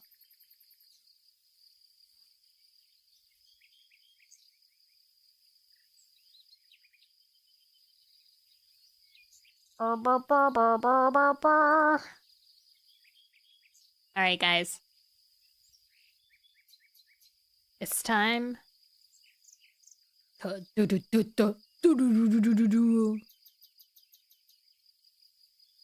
kidding, it's time to send you guys off. Tomorrow we will stream for deer. No. I don't want a deer. I want a hug. I want a hug.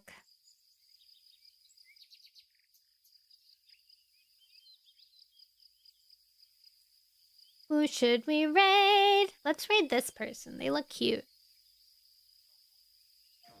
They're playing Pokemon. Bear? No, don't kill the bear! I love a bear. We get bears near me. My mom had a bear in her backyard like a month ago, and he was eating all the bird seed out of our bird feeder. And he was just sitting there. He was just flopped, and he just was gowed, like he was just tipping it up in his mouth, and then he sauntered his way out and like just kind of like padded across the the front yard. All right.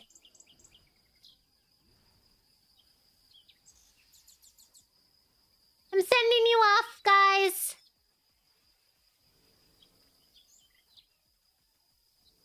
Be safe. Thanks, Smug Boy. Hi, Smug Boy. I'm sending at least the... No, this is a riddle. Pete and Repeat were on a boat. Pete fell out. Who is still on the boat? Repeat. Is that gonna be like you replay it? Oh yeah, send the link. Okay. Since I can't go on Twitter. Oh, since I'm only rating on Twitch, that means my YouTube viewers can't view them. But if you want, you can head over on this. This is who we are rating on Twitch. So if you want to go over on Twitch, then that would be lovely. Alright, bye guys. I'll see you tomorrow. Tomorrow either we're gonna play Digimon or we're gonna play Hollow Knight. I haven't decided yet. I was gonna do Hollow Knight, but I haven't done any progress on Digimon because I kind of want to do the story on stream. But yeah.